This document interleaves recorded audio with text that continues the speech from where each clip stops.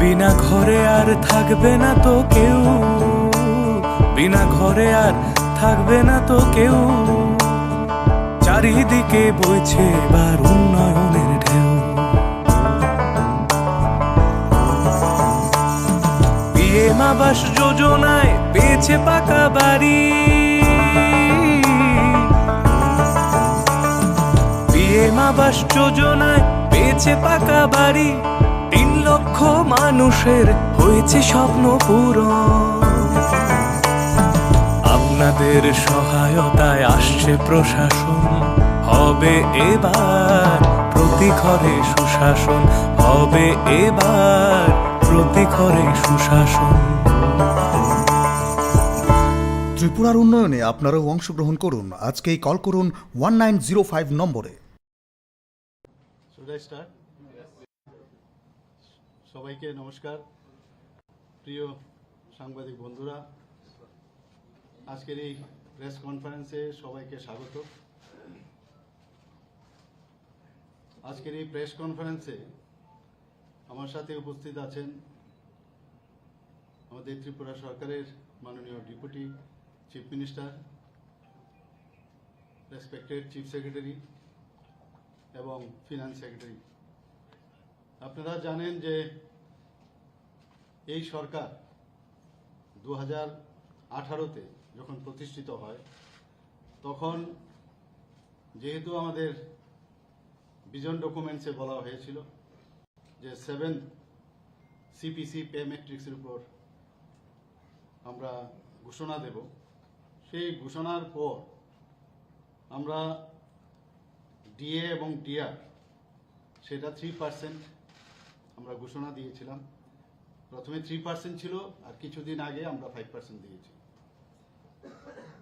এখন আপনাদের মাধ্যমে আমরা সেটা ভালো ঘোষণা দিতে চাইছি যে ডিএ এবং ডিআর অর্থাৎ ডিয়ারনেস রিলিফ এবং ডিয়ারনেস অ্যালাউন্স, তো এই যে এটা রিভাইজ পে এবং রিভাইজ পেনশন যেটা আগে আমরা ঘোষণা দিয়েছিলাম আমাদের গভর্নমেন্ট এমপ্লয়িজ অ্যান্ড পেনশনারদের জন্য, সেটা আমরা ইনক্রিজ করতে চাইছি। এবং যদিও আমাদের সরকারের যে শর্টেজ অফ রিসোর্সেস আছে, তৎসত্ত্বেও আমরা ডিএ এবং ডিআর আমরা 12% আমরা বাড়াচ্ছি, 12% আরও বাড়াচ্ছি। আগে ছিল 8%, এখন আরও 12% আমরা বাড়িয়েছি। এতে করে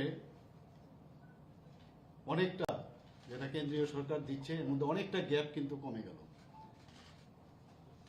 আরও বিস্তৃতভাবে এখানে আমাদের যারা আধিকারিকরা আছেন আরও বলবেন, আমাদের ডেপুটি চিফ মিনিস্টার আছেন, যদি জানতে হয় বিষয়টা আরও ভালো করে ক্লারিফিকেশন আপনারা পাবেন। তো এই ডিএ এবং ডিআর যে ইনক্রিজ করেছি রিমিউনারেশন ওয়েজেস, সেটা আমরা এই মাসের এটা এফেক্ট হবে, অর্থাৎ 1 তারিখ থেকে জানুয়ারির সেই বেতনের সাথে সেটা पावे।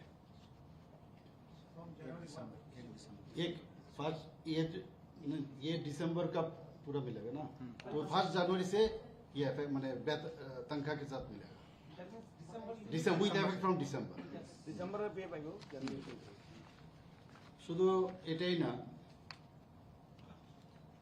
তো এতে করে a total of 1,04,600 regular employee যারা আছে এবং 80,800 পেনশনার্স এবং যারা ফ্যামিলিরা যারা পেনশন পাচ্ছেন, তারাও এই যে আমরা ইনক্রিজ করলাম সেটাতে তারা বেনিফিট পাবে।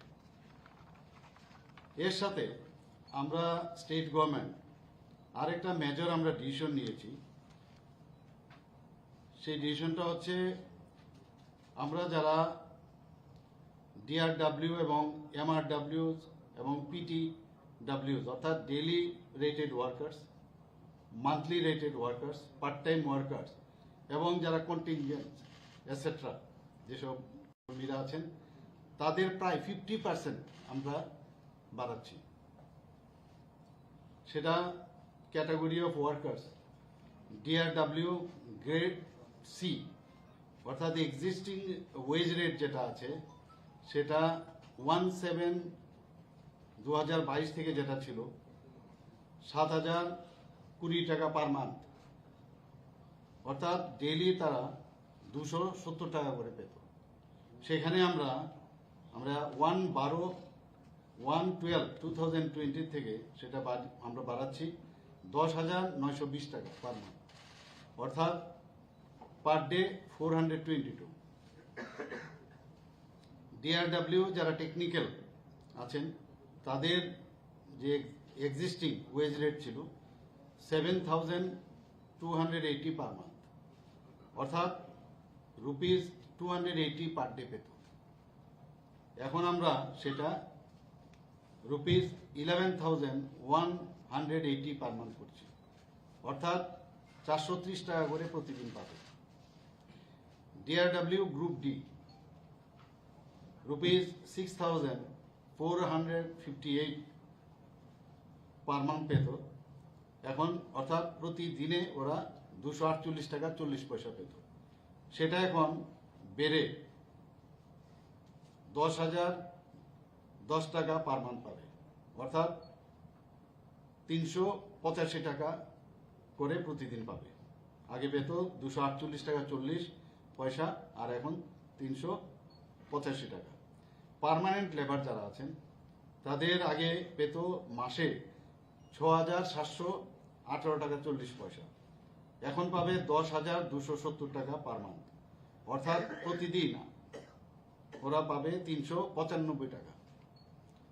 Monthly rated worker grade D, ওনারা আগে পেতেন 7,344 টাকা, এখন পাবে 11,380 টাকা। হেড প্রিস্ট অনেকদিন ধরে ওনাদের দাবি ছিল সেটা, সেই জায়গায় 8,944 টাকা পার মান্থ পেত ওরা, এখন আমরা এটা বাড়িয়ে 12,980 টাকা করেছি প্রতি মাসে। আধিকারিক যারা আছেন 8,654 টাকা প্রতি মাসে পেত, এখন ওনারা পাবেন 12,690 টাকা per month. Part time worker যারা 4 ঘন্টা কাজ করেন তাদের আগে প্রতি মাসে 5,900 টাকা পেত, এখন ওরা 9,000 টাকা করে পাবে প্রতি মাসে। পার্ট টাইম ওয়ার্কার যারা 3 ঘন্টা কাজ করে তারা পেত 5,670 টাকা প্রতি মাসে, এবার সেটা 8,670 টাকা করে পাবে প্রতি মাসে। পার্ট টাইম ওয়ার্কার যারা 2 ঘন্টা কাজ করে তাদের আগে পেত 5,450 টাকা পার মান্থ, এখন ওনারা পাবেন 8,450 টাকা পার মান্থ। বিলে চৌকিদার 6,700 টাকা প্রতি মাসে পেত, ওনাদেরকে আমরা বাড়িয়ে 10,100 টাকা করেছি। স্কুল মাদার যারা 4,850 টাকা পেত প্রতি মাসে, এখন থেকে পাবে 7,450 টাকা। তাছাড়া প্রিস্ট, চান্তাই, প্রিন্সিপাল, চান্দি পাঠক, কুক, পূজারী তারা 6,990 টাকা করে প্রতি মাসে পেত, এখন থেকে ওনারা পাবেন 10,500 টাকা করে প্রতি মাসে। তালুয়া, মালি, গার্ড, সিঙ্গার, সুইপার, গার্ডেনার ওনারা আগে পেতেন 5,940 টাকা করে প্রতি মাসে, এখন থেকে পাবে 9,140 টাকা করে। অ্যাডাল্ট লিটারেসি টিচার যারা 4,181 টাকা 60 পয়সা করে পেত প্রতি মাসে, তারা এখন থেকে পাবে 6,420 টাকা প্রতি মাসে।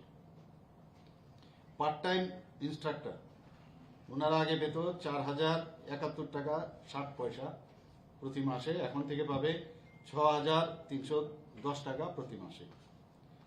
কমিউনিটি হেলথ গাইড ওনারা পেতেন 4,071 টাকা 60 পয়সা, এখন 6,310 টাকা করা হয়েছে।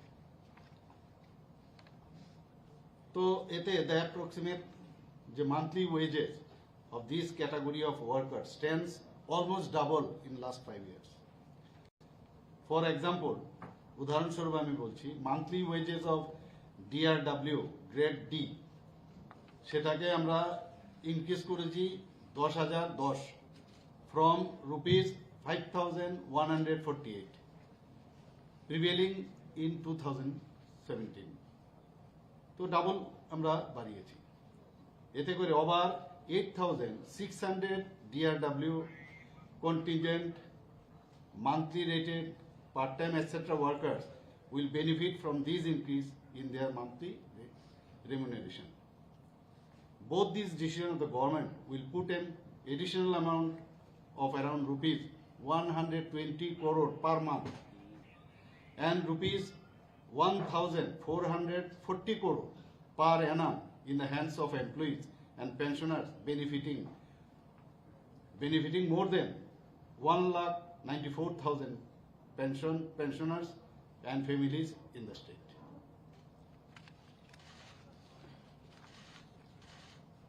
Next to our finance minister and deputy. 1440 crores পাবে এমপ্লয়ি পেনশনার।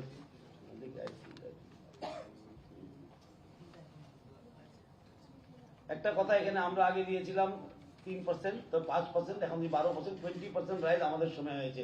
ডিএ বলে চিৎকার বাৎকার শুনছি আমি অনেক পার্টির। আগে শুনেছিলাম হাউজিং নিয়ে চিৎকার বাৎকার, তারপর শুনেছি সোশ্যাল পেনশন নিয়ে চিৎকার বাৎকার, এবার ডিএ নিয়ে চিৎকার বাৎকারটা মনে হয় বন্ধ হবে, তালি ওরাও বাজাবে মনে হয়, আর কি বাজাবে না আমি জানি না, আবার তো দেখবে কিছু না কিছু বলার তো আছে। আর এই সরকার সবসময় চাই maximum benefit two maximum people. সেটা কিন্তু আমাদের প্রাইম মিনিস্টার আবাস যোজনায় হোক বা সোশ্যাল বেনিফিটই হোক, সবখানে আমরা চেষ্টা করি maximum benefit two maximum people. এই সরকারের এই এম নিয়ে আমরা চলছি, সেটা আবার প্রমাণ করে দিয়েছি আমরা এখানে।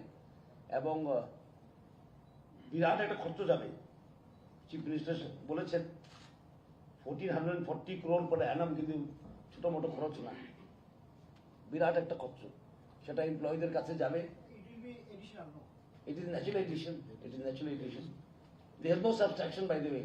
In finance, we are always adding. সব additional দিচ্ছি আমরা, আর বিরাট খরচ এটা। তারপর আমরা বের করছি এটা, কারণ আমরা চাই এটা বেঞ্চ মার্ক হোক ত্রিপুরা রাজ্যের সরকারি কর্মচারীদেরও।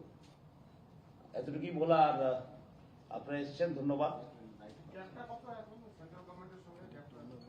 সেন্ট্রাল গভর্নমেন্টের বলবে, এখন আমাদের ফাইন্যান্স সেক্রেটারি বলবে, ডিটেলস গুলি বলে দেবে। That you can clarify if you want. So central গভর্নমেন্টকে এখন যে ডিএ রেট আছে 38% আছে, আমাদের যে 12% আমরা দিয়েছি, এরপরে এটা হয়ে যাবে 20%। দেখা গেছে কি যখন pay matrix 7 pay state government implement করেছে 2018 अक्टूबर থেকে, তো অক্টোবর 2018 পর্যন্ত আজ तक দেখা যায় তো সেন্ট্রাল গভর্নমেন্ট 29% ডিএ রিলিজ করেছে, 29%। क्योंकि 2018 আগে তো পে রিভিশন হয়েছিল না, তো 18 তে রিভিশন হয়েছে। তো এরপরে দেখুন অক্টোবর 2018 পর্যন্ত সেন্ট্রাল গভর্নমেন্ট যে ইনক্রিজ করেছে ডিএ, যেটা 29%, আমরা এটা 20% রিলিজ করে দিয়েছি। দেখা যায় মোটামুটি অন এন্ড 9% ডিফারেন্স থাকবে।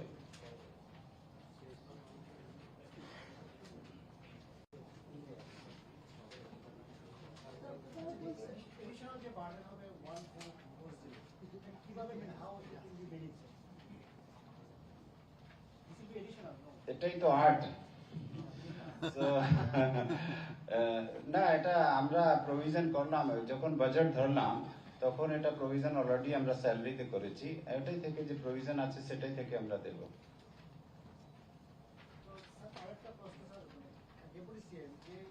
যখন এই গভর্নমেন্ট ক্ষমতায় আসে 2018, এর আগে যে ছিল 13,000 crore ট্যাক্স বার্ডেন ছিল স্টেটে। উইকের ওয়াজের যে বাজেটটা ছিল আমাদের যে, এটা এখন কমেছে কি বেড়েছে, কি স্ট্যাটাস? এটা আমরা কমিয়ে নিয়ে এসেছি অনেক। কত হয়? কত তো আমার ফিগার দেওয়া যাবে না, কারণ আমরা এসেছিলাম ডিএ নিয়ে। আপনি আসবেন আমার চেম্বারে, আমি বলে দেবো আপনাকে। Will give you exclusive interview, don't worry, ঠিক না? অন দিস ম্যাটার আমরা এখন এফআরবিএম এর ভিতরে নিয়ে এসেছি, সেটাই বড় কথা, ঠিক না? এফআরবিএম এর ভিতরে আমরা নিয়ে এসেছি, এবং এটা খুব প্রশংসনীয় যে আমাদের এই ফাইন্যান্স ডিপার্টমেন্ট এতগুলি লোন, এতগুলি জিনিস আমরা মাইনাস নিয়ে কাজ করে আজকে এত বড় একটা ডিসিশন নিতে পেরেছি। বিশেষ করে অ্যাক্রস দ্য বোর্ড বলতে গেলে এই ডিসিশনটা across the board, not only 12% দিয়ে এডিআরডব্লিউ কন্টিনজেন্ট মান্থলি 1,94,000 এমপ্লয়িজকে বেনিফিট দেওয়ার সাহস থাকতে হয়। ফাইন্যান্স কিন্তু সাহসের ব্যাপার। ফাইন্যান্সে একটু যেমন আর্টও যেমন আছে, এখানে কারেজও লাগে, আর মনটা একটু বড় লাগে, ঠিক না? তিনটা জিনিস লাগে, একটা হলো আর্ট অফ ম্যানেজিং ফাইন্যান্স, একটা ভিশন লাগে, আর একটা হৃদয়টা একটু বড় করতে হয়। তো সবকিছু ম্যানেজ হয়ে যায়। এবং নতুন বছরের আগে আমরা দিলাম এটা before 2023 to all the employees of 1,94,000 1440 কোটি টাকা আমরা খরচ করেছি, এবং সেটাও যাবে বাজারেই যাবে, আবার ইকোনমিক রোটেট করে। We hope that the market will become more buoyant with this, সেটা তো আর কেউ বাড়িতে সব নিয়ে যায় না, ঠিক না? This will be New Year bonanza or election bonanza? What is that? New Year. See, some people see the glass half full, some people see the glass half empty. It is up to you. It is up to you how you want to see it. তো সবাইকে ধন্যবাদ, আর advance happy new year.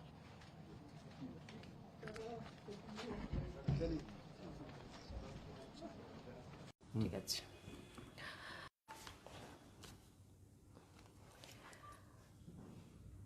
নমস্কার। আজকের এই press বার্তায় আপনাদের সকল media ভাই বন্ধুদের আমরা আসার জন্য আজকে ধন্যবাদ জানাই।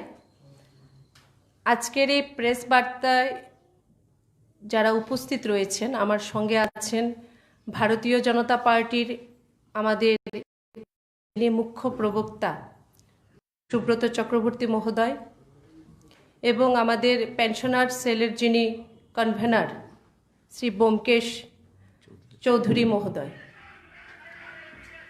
আজ যে কারণে আপনাদেরকে ডাকা হয়েছে সেটা হলো, এবং মহিলা কল্যাণে নিবেদিত এই রাজ্য সরকারের বিভিন্ন যুগান্তকারী যে সিদ্ধান্তের যে সুফল,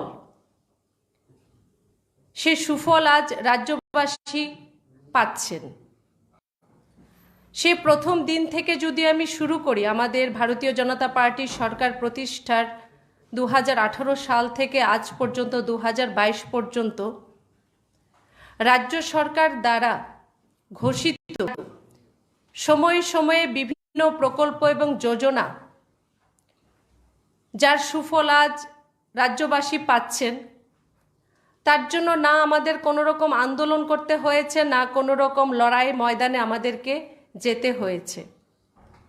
সেটা সামাজিক ভাতা 2000 টাকা করা হোক, বা নতুন করে সামাজিক ভাতা 30,000 টাকা দেওয়ার মতো সিদ্ধান্ত হোক, বা সরকারি কর্মচারীদের 7ম বেতন কমিশনের ধাঁচে বেতন ভাতা দেওয়ার মতো সিদ্ধান্ত হোক। প্রতিটা সিদ্ধান্তের পর কিন্তু আমরা দেখেছি যে তার জন্য, তার সিদ্ধান্ত নেওয়ার আগে রাজ্য সরকারের কাছে রাজ্যবাসীর না কোনো রকম কোনো বিষয়ের জন্য আন্দোলন করতে হয়েছে, না আমাদেরকে কোনো রকম লড়াই করতে হয়েছে। আজকেও এরকম, যেটা বলা যায় যে অভূতপূর্ব এবং যুগান্তকারী একটি ঘোষণা কিছুক্ষণ আগে আমাদের মহাকরণে বসে আমাদের রাজ্যের মুখ্যমন্ত্রী, আদরণীয় মুখ্যমন্ত্রী উনি দিয়েছেন। সেটা হলো, রাজ্যের যারা আমাদের সরকারি চাকরিজীবী আছেন প্রায় 1,04,000, এবং প্রায় 80,800 জন যারা পেনশন যারা প্রাপক আছেন, তাদেরকে একসাথে 12% যে ডিএ মহার্ঘ ভাতা যেটা দেওয়া হবে, যেটা ঘোষণা উনি করেছেন, সেখানে সকাল থেকে দেখা যাচ্ছে যে ঘোষণার পর থেকে রাজ্য জুড়ে কর্মচারী মহল যেরকম সর্বত্র একটা খুশির বাতাবরণ একটা নির্মাণ হয়েছে। এবং আমরা বলতে পারি যে রাজ্যের ইতিহাসে প্রথম যে 2 সংখ্যার, আমি আমার মুখ্য প্রবক্তা আছেন, উনি বিস্তারিতভাবে এটা রাখবেন বিশ্লেষণ করে যে কিভাবে কি হয়েছে, যে ইতিহাসটা উনি রাখবেন, যে 2 সংখ্যার যে মহার্ঘ ভাতা ডিএ যেটা দেওয়া হলো, এটা রাজ্যের ইতিহাসে প্রথম আজ আমাদের ভারতীয় জনতা পার্টির সরকার আমাদের মুখ্যমন্ত্রী যেটা বলেন যে আমরা কথায় নয় আমরা কাজে বিশ্বাসী, সেটা উনি করে দেখিয়েছেন। আমরা আন্তরিক হৃদয় থেকে ভারতীয় জনতা পার্টি ত্রিপুরা প্রদেশ কমিটি, রাজ্যের মাননীয় মুখ্যমন্ত্রী তৎসঙ্গে রাজ্য সরকারকে আমরা ধন্যবাদ জ্ঞাপন করছি। আমরা প্রত্যেকেই জানি যে দীর্ঘ 2.5 বছর আমরা একটা মহামারী কোভিডের বিরুদ্ধে আমরা লড়াই করেছি। শুধুমাত্র আমরা নয়, গোটা বিশ্ব লড়াই করেছে। আমরা এই জায়গায় দেখেছি যে সমগ্র বিশ্বের, আমাদের এই বিশ্বের যে বিভিন্ন শক্তিশালী রাষ্ট্র বা আমাদের দেশের মধ্যে বিভিন্ন রাজ্যে আমরা দেখেছি তাদের যে অর্থনৈতিক যে ঢাঁচা সেটা পর্যন্ত আমরা ভেঙে পড়তে দেখেছি বিভিন্ন রাজ্যে। সেটা কেরল, বিশেষ করে পশ্চিমবঙ্গেও আমরা দেখেছি, যেখানে কর্মচারীদের ডিএ দেওয়া তো অনেক দূরের কথা। কেরলে আমরা দেখেছি কোভিডের মধ্যে যে কর্মচারীদের যে মূল বেতন সেটা পর্যন্ত কেটে দেওয়া হয়েছিল। কিন্তু আমরা কোভিড মহামারীর সময়ও আমাদের রাজ্য সরকার কর্মচারীদের ডিএ ঘোষণা করেছিল তৎকালীন সময়ে। আজকের দিনেও এই যে ঘোষণা, এটা অনেক বড় বিষয় আমরা মনে করি। আমি আবারও আমার যেটা বিষয় সেটা শেষ করব, কারণ বিস্তারিতভাবে আমাদের মুখ্য প্রবক্তা আপনাদের সামনে সেটা তুলে ধরবেন। আবারও আমরা রাজ্যের মাননীয় মুখ্যমন্ত্রী, আমাদের রাজ্যের মাননীয় উপমুখ্যমন্ত্রী তথা সমগ্র গোটা রাজ্য সরকারকে আমি বলবো, প্রত্যেককে আমরা আন্তরিক হৃদয় থেকে আমরা ধন্যবাদ জানাচ্ছি। প্রদেশ বিজেপির পক্ষ থেকে আমি আমাদের মুখ্য প্রবক্তাকে বলবো ওনার বিষয় রাখার জন্য। সমস্ত মিডিয়া বন্ধুদের আন্তরিকভাবে স্বাগত জানাই, অভিনন্দন জানাই আজকে আমাদের মধ্যে উপস্থিত হওয়ার জন্যে। সম্মাননীয় সাধারণ সম্পাদিকা মহোদয় অনেকটাই বললেন। আজকে এক কথায় বলা যেতে পারে ত্রিপুরা রাজ্যের কর্মচারী পেনশনারদের জন্যে একটা ঐতিহাসিক দিন। কারণ ত্রিপুরার গণতান্ত্রিক ইতিহাসে যতগুলি দল ক্ষমতায় ছিল আজ পর্যন্ত 12% ডিএ একসাথে রিলিজ করার ইতিহাস আমাদের কারোর কাছেই কিন্তু নেই। কাজেই এটা একটা বিশাল পদক্ষেপ, এক ঐতিহাসিক যুগান্তকারী সিদ্ধান্ত এবং অত্যন্ত বলিষ্ঠ সিদ্ধান্ত, এবং এই সিদ্ধান্ত প্রমাণ করে রাজ্য সরকারের আর্থিক শৃঙ্খলা যতটা রাজ্য সরকারের রয়েছে, সেই সঙ্গে রাজ্য সরকারের উদার মন রয়েছে, বড় মন রয়েছে। মানুষের কল্যাণের জন্য রাজ্য সরকার যে নিবেদিত, সব অংশের মানুষের কল্যাণের জন্য, তারই কিন্তু প্রতিফলন এই 12% ডিএ রিলিজ করা। তার আগে আমরা দেখেছিলাম যে যখন 2.25 ফ্যাক্টর ছিল, 7 সিপিসির ধাঁচে এসে সেই 2.25 ফ্যাক্টরকে রাজ্যে ভারতীয় জনতা পার্টির সরকার প্রতিষ্ঠিত হওয়ার পর 2.57 ফ্যাক্টরে উত্তীর্ণ করে তাদের রিফিক্সেশন কিন্তু হয়েছিল। এবং এই যে আজকে যে 12% ডিএ ডিক্লেয়ার করলেন, এবং সেই সঙ্গে যারা কন্টিনজেন্ট কিংবা পার্ট টাইম কিংবা ক্যাজুয়াল ওয়ার্কার এই ধরনের যারা রয়েছেন, তাদের জন্যও কিন্তু বিশাল একটা অঙ্কের নতুন করে সংযোজন হয়েছে, অর্থের সংস্থান করা হয়েছে।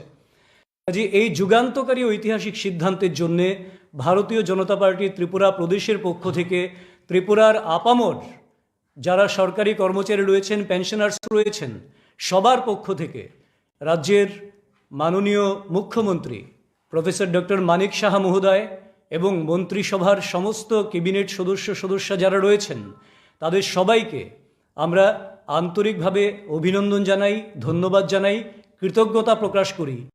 কারণ এই ডিএ রিলিজ করা মানে শুধু সরকারি কর্মচারীরাই বেনিফিট পাবে বা পেনশনাররাই বেনিফিট পাবে তা নয়, রাজ্যের বাজার নতুনভাবে আবার উজ্জীবিত হয়ে উঠবে কর্মচারীদের এই এবং পেনশনারদের জন্য এই ডিএ রিলিজ করার ফলে। এবং সম্মাননীয় সাধারণ সম্পাদিকা বলেছেন এতে 1,04,600 কর্মচারী এবং 80,800 পেনশনার্স সমানভাবে উপকৃত হবেন। কিন্তু সবচাইতে গুরুত্বপূর্ণ সিদ্ধান্ত যেটা তার সঙ্গে রয়েছে, সেটা আমার মনে হয় আরও যুগান্তকারী, এইরকম খুব কসমিনকালে দেখা যায়নি যে DRW group C, DRW technical, DRW group D কিংবা permanent labour, monthly rated worker, head priest কিংবা এই ধরনের পার্ট টাইম ওয়ার্কার যারা 4 ঘন্টা, 3 ঘন্টা, 2 ঘন্টা কাজ করেন, কিংবা ভিলেজ চৌকিদার, স্কুল মাদার, চন্তাই থেকে শুরু করে এই সমস্ত বিভিন্ন ক্ষেত্রে যারা রয়েছেন তাদের প্রত্যেকের ক্ষেত্রে প্রায় 50% করে নতুন বৃদ্ধি করা হয়েছে তাদের যে স্যালারি কাঠামো আছে। অর্থাৎ আগে যিনি 6,000 টাকা পারিশ্রমিক পেতেন, এবার সেটা 9,000 বা তার একেবারেই কাছাকাছি রয়েছে। আগে যদি কেউ 8,000 টাকা পেতেন, তাহলে এবার সেটা 12,000 টাকা বা তার প্লাস মাইনাস কিছু রয়েছে।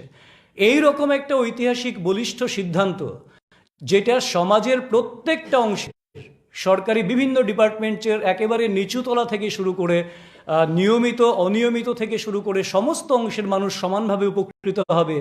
এই যে সরকারের সবকা সাথ সবকা বিকাশ, শুধুমাত্র সরকারি কর্মচারী নয়, রেগুলার কর্মচারী পেনশনার নয়, যারা ডেইলি রেটেড তাদের জন্যও পর্যন্ত সরকার উদারভাবে যে ভাবনা রেখেছেন, তার জন্য সরকারকে অবশ্যই ধন্যবাদ জানাবো এবং কৃতজ্ঞতা প্রকাশ করব। এবং এই প্রসঙ্গে একটা কথা আপনাদের অবশ্যই আমি রেফারেন্স হিসেবে দেব।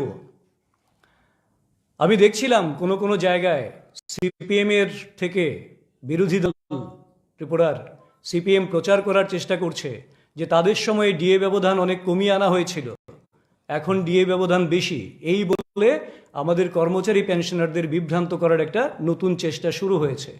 আমি তাদের মনে করিয়ে দিতে চাই 2016 সালের 20 জুলাই গোটা দেশে এবং রাজ্যে একটা নিউজ আপনারাই করেছিলেন যারা মিডিয়ার বন্ধুরা রয়েছেন। সেটা কি ছিল? সেই সময়ে 2016 সালে ত্রিপুরা হাইকোর্ট নির্দেশ দিয়েছিল ত্রিপুরা সরকারকে যে আপনারা ত্রিপুরা কর্মচারীদের জন্যে যেই ডিএর বিষয় রয়েছে 42% ডিএ আপনাদেরকে মিটিয়ে দিতে হবে, কারণ সেই সময় ডিএর ব্যবধান ছিল 88% যদি থাকতো ত্রিপুরার কর্মচারীদের জন্য, তাহলে সেন্ট্রালে ছিল 125%। হিউজ ডিফারেন্স ছিল। তার জন্য একটা পিটিশন হয়েছিল, হাইকোর্ট নির্দেশ দিয়েছিল ত্রিপুরা সরকারকে 42% ডিএ ব্যবধান কমিয়ে দেওয়ার জন্যে, রিলিজ করার জন্যে। কিন্তু সেই সময় তৎকালীন সিপিএমের যিনি অর্থমন্ত্রী ছিলেন ভানুলাল সাহা মহোদয়, তিনি বলেছিলেন যে আমাদের পক্ষে এই ডিএ দেওয়া সম্ভব নয়, আমরা সুপ্রিম কোর্টে যাব, এবং সুপ্রিম কোর্টে গিয়েছিলেন হাইকোর্টের অর্ডারকে স্টে করার জন্যে, চ্যালেঞ্জ করেছিলেন। এবং কি বলেছিলেন? যে যদি সরকারি কর্মচারীদের ডিএ দেওয়া হয় তাহলে সমস্ত কাজ বন্ধ হয়ে যাবে, ডেভেলপমেন্টাল ওয়ার্ক টোটালি বন্ধ হয়ে যাবে। কি পঙ্গু একটা সরকার ছিল যে কর্মচারীদের বেতন ভাতা দিতে গিয়ে, ডিএ দিতে গিয়ে তাদের সরকারি কাজ বন্ধ হয়ে যাবে। আর্থিক বিশৃঙ্খলা কোন জায়গায় ছিল, করাপশন কোন জায়গায় ছিল, সেটা একেবারে চোখে আঙুল দিয়ে প্রমাণ করে দেয়। কাজেই এইভাবে এরা সেই সময় চিট করেছিল। তাছাড়া তো বহু রকম বিষয় রয়েছে। ডিএ দিলে সরকারি কর্মচারীরা মদের দোকানে লাইন দেবে, এটাও তো বলেছিলেন অঘুর দেববর্মা মহোদয় সেই সময়ে। কাজেই ওই সরকারটা ছিল জনবিরোধী সরকার, ওই সরকারটা ছিল কর্মচারী পেনশনার বিরোধী সরকার। আর বর্তমান যে সরকার রয়েছে, ভারতীয় জনতা পার্টির যে সরকার ত্রিপুরা রাজ্যে 2018 সালে মানুষ বহু প্রত্যাশা নিয়ে যে সরকারটাকে প্রতিষ্ঠিত করেছেন, সেই সরকার জনগণের প্রত্যেকটা অংশের মানুষের জন্য যে কমিটমেন্ট দেখিয়েছিলেন, সেই কমিটমেন্ট পূর্ণ করে চলেছেন। আজকের দিনে দাঁড়িয়ে ত্রিপুরা সরকার কোভিডের প্রায় 2.5 বছরের মহামারীতে, যেখানে প্রচুর নতুন আমাদেরকে ইনফ্রাস্ট্রাকচার ডেভেলপ করতে হয়েছে, প্রচুর খরচ বহন করতে হয়েছে, সেই জায়গায় দাঁড়িয়েও কিন্তু আজকে 20% ডিএ এই সরকার নতুনভাবে রিলিজ করেছেন। প্রথম দফায় 3%, তারপর 5%, আর আজকে 12%, 20% ডিএ কিন্তু এই সরকার রিলিজ করেছেন। কাজেই মানুষের কাছে অর্থ পৌঁছে যাচ্ছে, মানুষের অভাব মিটে যাচ্ছে, মানুষের ভাতা 2000 টাকা হয়েছে, মানুষ ঘরে পেয়ে যাচ্ছে, বিজলি পেয়ে যাচ্ছে, গ্যাস সিলিন্ডার পেয়ে যাচ্ছে, রাস্তা প্রায় 10টা জাতীয় সড়ক হয়ে যাচ্ছে, যোগাযোগের মানে কোনো রকম অপ্রতুলতা বা প্রতিবন্ধকতা নেই। রাজ্য শিক্ষার ক্ষেত্রে ফরেন্সিক ইউনিভার্সিটি থেকে শুরু করে, ল ইউনিভার্সিটি থেকে শুরু করে, ডেন্টাল কলেজ থেকে শুরু করে সমস্ত দিক থেকে, ইনফ্রাস্ট্রাকচার বলি আমরা, এডুকেশন বলি আমরা, এগ্রিকালচার বলি আমরা, কৃষকের আয় দ্বিগুণ করার জন্য এমএসপিতে ধান এবার 20 টাকা 40 পয়সা দরে কেনা হচ্ছে, শুরু হয়েছিল 17 টাকা 40 পয়সা থেকে। কাজেই সামগ্রিকভাবে গরিব অংশের মানুষের উন্নতি হচ্ছে, এইটা বিরোধী সিপিএম কংগ্রেসের পছন্দ হচ্ছে না। তার জন্য মানুষকে বিভ্রান্ত করার জন্য একের পর এক ষড়যন্ত্র করছে। কারণ তারা যারা 25 বছর গরিবের সরকার বলে গরিবকে আরো গরিব বানানোর জাতাকল তৈরি করেছিল, এবং গরিব নিয়ে যারা রাজনীতি করে, গরিব বানিয়ে যারা রাজনীতি করে, তাদের রাজনৈতিক পাত্তা সাফ হয়ে গেছে এতদিন। কারণ মানুষ এখন আর সেই অর্থে গরিবের সেই চরম জায়গায় নেই। আস্তে আস্তে ভারতীয় জনতা পার্টির যে মূল লক্ষ্য, অন্ত্যোদয়, একেবারে সমাজের অন্তিম ব্যক্তি যিনি রয়েছেন, পিছিয়ে পড়া ব্যক্তি যিনি রয়েছেন, তাকে মূল স্রোতে ফিরিয়ে আনা, সেই কাজে রাজ্য সরকার ধারাবাহিকভাবে সাফল্য পাচ্ছেন। কাজেই এইটা সহ্য হচ্ছে না বলেই রাজ্য জুড়ে বিভ্রান্তি ছড়ানোর জন্যে এবং কিছু গাল গল্প রচনা করে এরা মানুষকে বিভ্রান্ত করার চেষ্টায় মেতে উঠেছেন। আমি রাজ্যবাসীকে বলবো তাদের সম্পর্কে সচেতন থাকার জন্যে, এবং যোগ্য সময় আপনাদের সামনে এগিয়ে আসছে যে তাদের এই ষড়যন্ত্র, এই বিভ্রান্ত করে, মানুষকে বিভ্রান্ত করে, জনবিরোধী নিজেদের স্বার্থ কায়েম করার জন্য যারা আপনাদের কাছে আসে, তাদের যোগ্য জবাব দেওয়ার জন্য আপনারা সর্বতোভাবে তৈরি থাকবেন। আরেকটা বিষয় বন্ধুগণ আপনাদের নজরে আমি আনতে চাই। আজকেই আমরা দেখলাম একটা নতুন বিষয় আমাদের সামনে এসছে। 27 ডিসেম্বর 2022 ত্রিপুরার শান্তিপ্রিয় গণতান্ত্রিক নাগরিকদের প্রতি আবেদন বলে একটি লিফলেট যৌথভাবে প্রকাশ করেছে। কে প্রকাশ করেছে? CPM, Congress, RSP, forward block, CPI এবং যারা বলে আমরা কমিউনিস্ট হলেও বামফ্রন্টের বিরোধী, সিপিআইএমএল, সবাই মিলে যৌথভাবে একটা গাল গল্প রচনা করে মানুষকে বিভ্রান্ত করার জন্য। কারণ আজকে বুঝতে পেরেছেন কর্মচারী পেনশনাররা যেহেতু এবার তাদের যে আশা আকাঙ্ক্ষা সেটা অনেকটাই মিটে গেছে, এবং কোভিড না থাকলে এটা আমরা হলপ করে বলতে পারি যে ডিএর ব্যবধান শূন্য হয়ে যেত, এতদিনে শূন্য হয়ে যেত, যেটা রাজ্য সরকার চায়। এবং আগামী দিনগুলিতে যদি এমন মহাবিপর্যয় কিছু না আসে, খুব বেশি সময় লাগবে না, ডিএর ব্যবধান বলে কিছু থাকবে না। কেন্দ্রীয় কর্মচারীরা যা পাবেন, রাজ্য সরকারি কর্মচারীরা এবং পেনশনাররা একই রকম কামতে বেতন ভাতা পাবেন। তার জন্যে এরা তড়িঘড়ি করে আজকে এই রকম একটা যৌথ বিবৃতি প্রকাশ করেছেন। তাতে করে যে গাল গল্পটা রচনা করা হয়েছে, সেখানে যেটা তারা বলে বেড়ান বারবার, গণতন্ত্র নেই, আইনের শাসন নেই, এই ধরনের বিভিন্ন বিষয়গুলিকেই চর্বিত চর্বণ করা হয়েছে। আমি আপনাদের মাধ্যমে প্রশ্ন করতে চাই, রাজ্যবাসী অবশ্যই অবগত আছেন, তারা বারবার বলেন গণতন্ত্র নেই, মিছিল মিটিং কোনোটাতেই খামতি নেই, প্রত্যেকটাই সংগঠিত করছেন, প্রতিদিন করছেন, করুন, আমরা সেটাই চাই, এটাই তো গণতান্ত্রিক প্রক্রিয়া।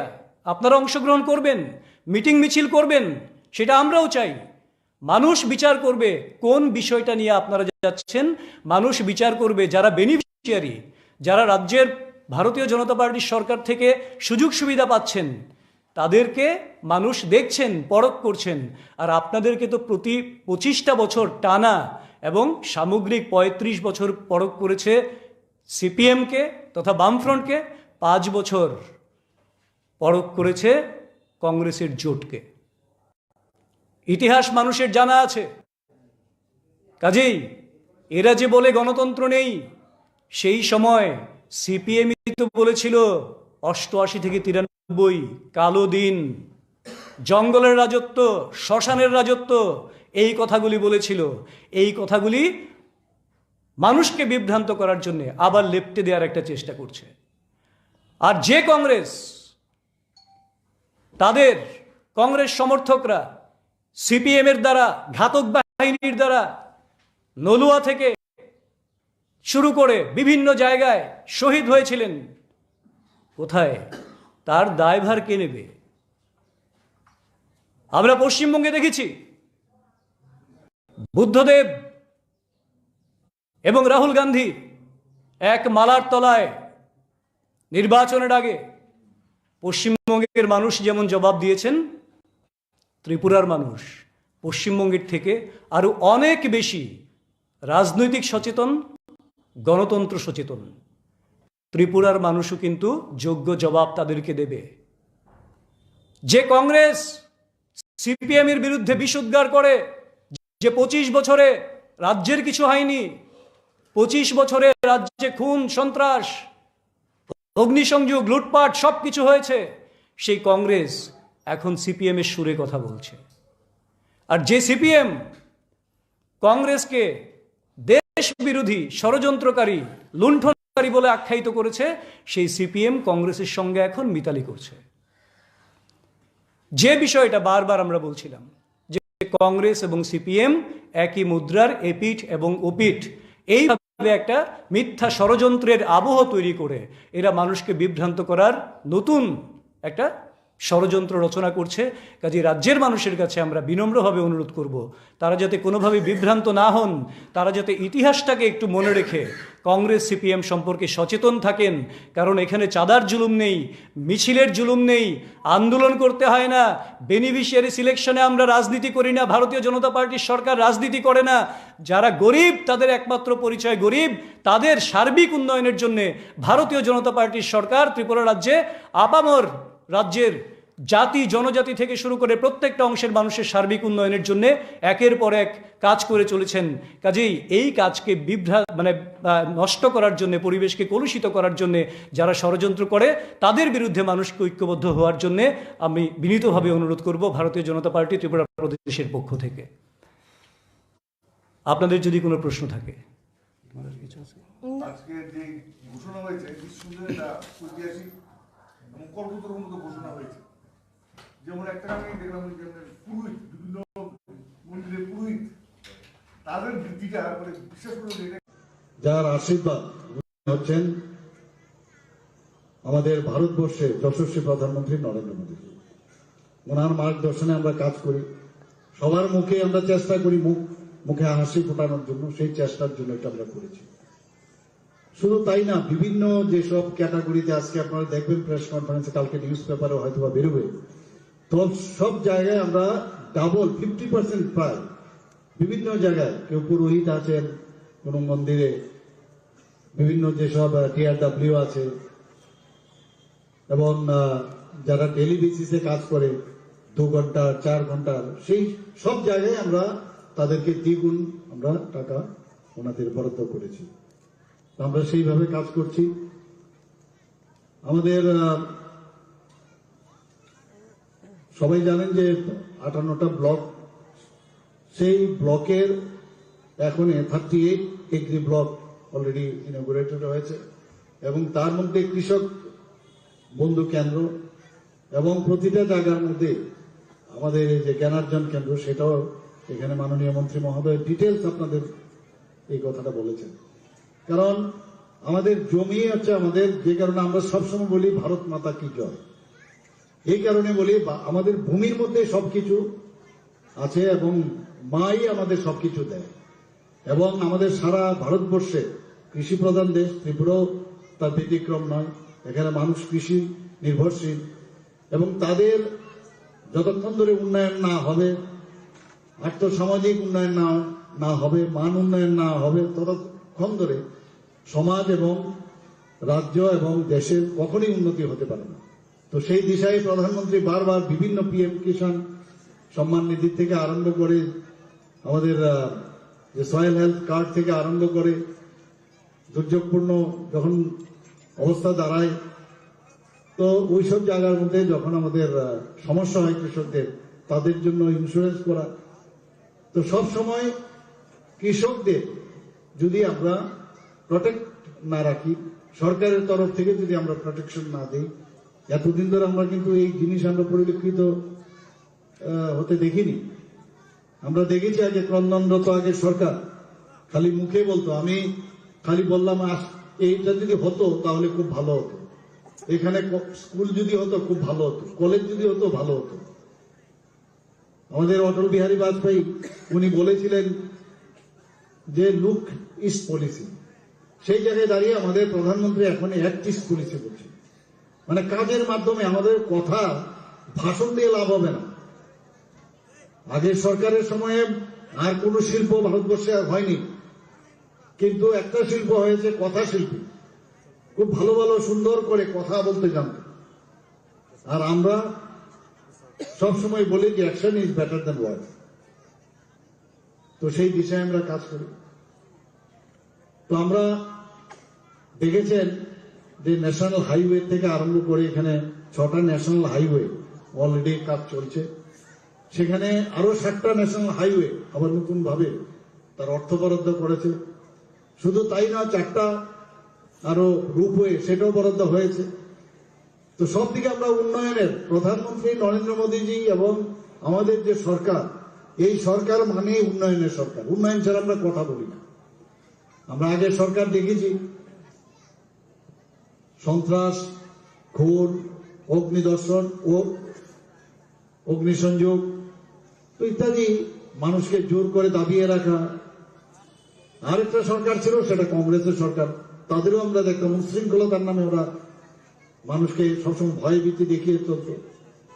ভয়ভীতি দিয়ে কাউকে আটকে রাখা যায় না। মানুষের মন পেতে গেলে তাকে তার সাথে কানেক্ট হতে হয় এবং তার উন্নয়ন এবং তার কি সমস্যা সেই বিষয়ে আগে আমাদের দেখতে হয় এবং সেই দিশায় আমাদের সরকার কাজ করে। যে কারণে আমাদের সরকারের উপর মানুষের আস্থা আছে। আমি এখনো বলবো মানুষের কাছে, এখানে যারা উপস্থিত আছেন, যে আপনারা এই সরকারের উপর আস্থা রাখুন। আপনারা দেখেছেন যে প্রতি ঘরে সুশাসনের আমরা একটা অভিযান শুরু করেছিলাম, যে কেন্দ্রের যেসব বেনিফিশিয়ারি স্কিমগুলো আছে, আমাদের রাজ্যের যে বেনিফিশিয়ারি স্কিম এবং ফ্ল্যাগশিপ যেসব স্কিম যোজনাগুলো আছে, সেগুলো যাতে মানুষের কাছে পৌঁছায়, তার জন্য আমরা প্রধানমন্ত্রী নরেন্দ্র মোদীজির জন্মদিন 17 সেপ্টেম্বর আমরা শুরু করেছিলাম এবং 25 ডিসেম্বর সেটা সমাপ্ত হয়েছে এবং খুবই সাকসেসফুল। মানুষ মানে সাদরে সেটাকে আহ্বান জানিয়েছেন। এটাকে ওনারা বলেছেন যে এটা হওয়াতে আমাদের পক্ষে খুবই সুবিধা হয়েছে। কারোর এসটি সার্টিফিকেট লাগবে, সেই মেলাতে পেয়ে যাচ্ছে। এসসি সার্টিফিকেট লাগবে, সেখানে পেয়ে যাচ্ছে। বিভিন্ন যেসব আমাদের দৈনন্দিন যেসব বিষয়গুলো দরকার, সেই মেলা এবং যে অ্যাওয়ারনেস প্রোগ্রাম সেইগুলো পাচ্ছে। এর মধ্যে আমি আমার সরকারের একটা পোর্টালও আমরা কিছুদিন আগে 19 নভেম্বর সেটার উদ্ঘাটন করেছি, যাতে মানুষ বিভিন্ন সমস্যাগুলো এই পোর্টালের মধ্যে আপলোড করে, যাতে প্রতিটা ঘরে বিসি লেভেলেই হোক, গ্রাম পঞ্চায়েত লেভেলেই হোক, ওয়ার্কিং ভিলেজ, ওইখানের আধিকারিকরা ভিলেজে যাবে এবং সেখান থেকে তাদের প্রবলেম সমস্যাগুলো 4 দিনের মধ্যে সমস্যা সমাধান করতে হবে। না হলে সেটা সাব ডিভিশনালে হবে, সাব ডিভিশন লেভেলে না হলে ডিস্ট্রিক্টে হবে, মুখ্যমন্ত্রী এবং চিফ সেক্রেটারি লেভেলে হবে। তা আমরা মানুষকে সাথে নিয়ে আমরা চলতে চাই। আমাদের এই সরকার চাইছে মানুষের মন পাওয়ার জন্য তাদের যে মৌলিক যে সমস্যাগুলো সেগুলো আমরা অ্যাড্রেস করি এবং মানুষকে নিয়ে আমরা চলতে চাই। সেই দিশায় আমরা কাজ করছি।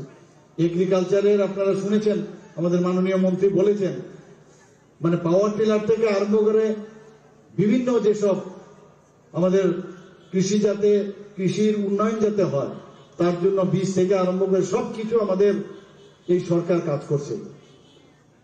আমাদের স্পোর্টস ডিপার্টমেন্টই বলুন, স্বাস্থ্যের ডিপার্টমেন্টের বলুন, সব দিকেই আমাদের এই যে সরকার, এই সরকার উন্নয়নের দিশায় কাজ করছে। এডুকেশন ডিপার্টমেন্টে আপনারা দেখেছেন কিভাবে আমাদের যে গুণগত শিক্ষার মান যাতে বাড়ে, সেই দিশায় আমরা কাজ করছি। এখানে আমাদের কৃষকের যাতে আয় দ্বিগুণ হয় সেই বিষয়ে আমাদের মাননীয় মন্ত্রী বলেছেন। প্রধানমন্ত্রী ফসল বীমা যোজনা সেটাও আমরা এখানে লাগু করেছি। আমাদের ন্যূনতম সহায়ক মূল্যে ধান বিক্রয় সেটাও আমরা করছি এখানে। কিষাণ ক্রেডিট কার্ড থেকে আরম্ভ করে সবকিছু আমরা এই কিষাণ বন্ধুদের জন্য আমরা করছি। অর্গানিক চাষ, যেটা এখন প্রধানমন্ত্রী নরেন্দ্র মোদীজির একটা ড্রিম প্রজেক্ট, সেই দিশায় আমরা কাজ।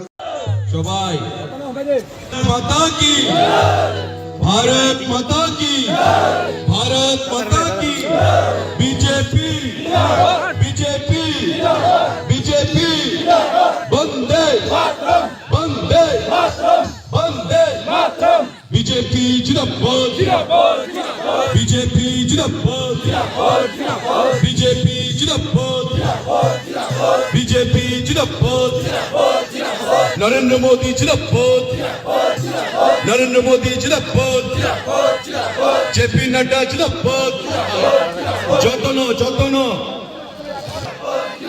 মজলিশপুর মন্ডল জিন্দাবাদ, মজলিশপুর মন্ডল জিন্দাবাদ, বিজেপি জিন্দাবাদ, চার ঘরিয়া বিজেপি, চার ঘরিয়া কোয়া চাঁদে, কোয়া চাঁদে বিশ্রামেতে, বিশ্রামেতে বরজলাতে, বরজলাতে বিনা পানি, বিনা পানি, জয়নগরে, জয়নগরে আমরা কারা, আমরা কারা, দিকে দিকে দিকে দিকে চারিদিকে, চারিদিকে উত্তরেতে, দক্ষিণেতে, পশ্চিমেতে, মজলিশপুর, মজলিশপুর চারিদিকে, চারিদিকে আমরা কারা, আমরা কারা, তোমরা কারা, তোমরা কারা, চারিদিকে, চারিদিকে যতন যতন যতন আমরা কারা, আমরা কারা, তোমরা কারা, তোমরা কারা, চারিদিকে, চারিদিকে ছাত্র যুবক, ছাত্র যুবক, শ্রমিক কৃষক, কর্মচারী, মা বোনেরা, মা বোনেরা, যুব সমাজ, যুব সমাজ, উপজাতি, উপজাতি, জনজাতি, জনজাতি, উত্তরেতে, দক্ষিণেতে, সিপাহী জলা, ঊনকোটি খুয়াইয়েছে, আমরা কারা, আমরা কারা, তোমরা কারা, তোমরা কারা, যতন যতন ভারত মাতা কে, ভারত।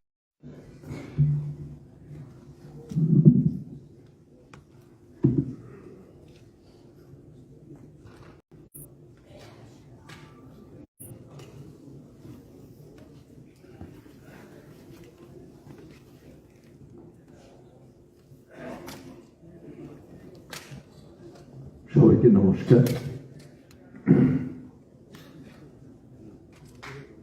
এই আলোচনা সভায়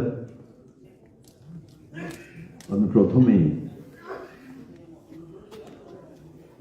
৭৮ বছর আগে যারা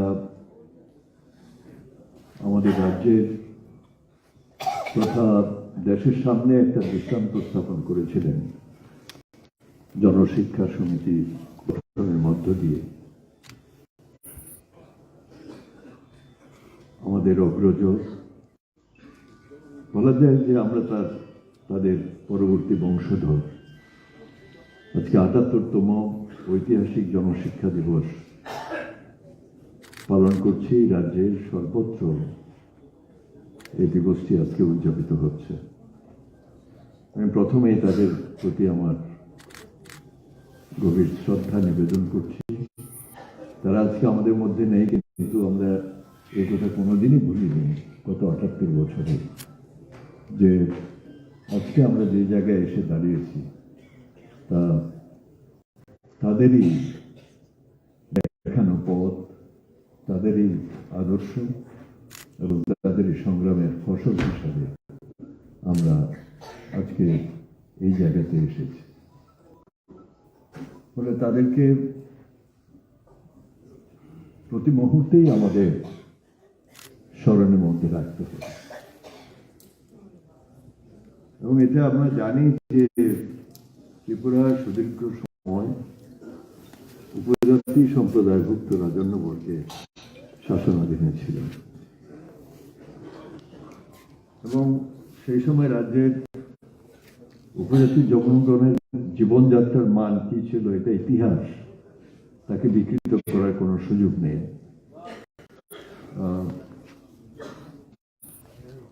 এবং সেখানে এই কথাটা আমাদের অগ্রজ যারা জনশিক্ষা সমিতি গঠন করেছিলেন তারা সঠিকভাবে অনুধাবন করেছিলেন যে সমাজে যদি কোনো পরিবর্তন হয়,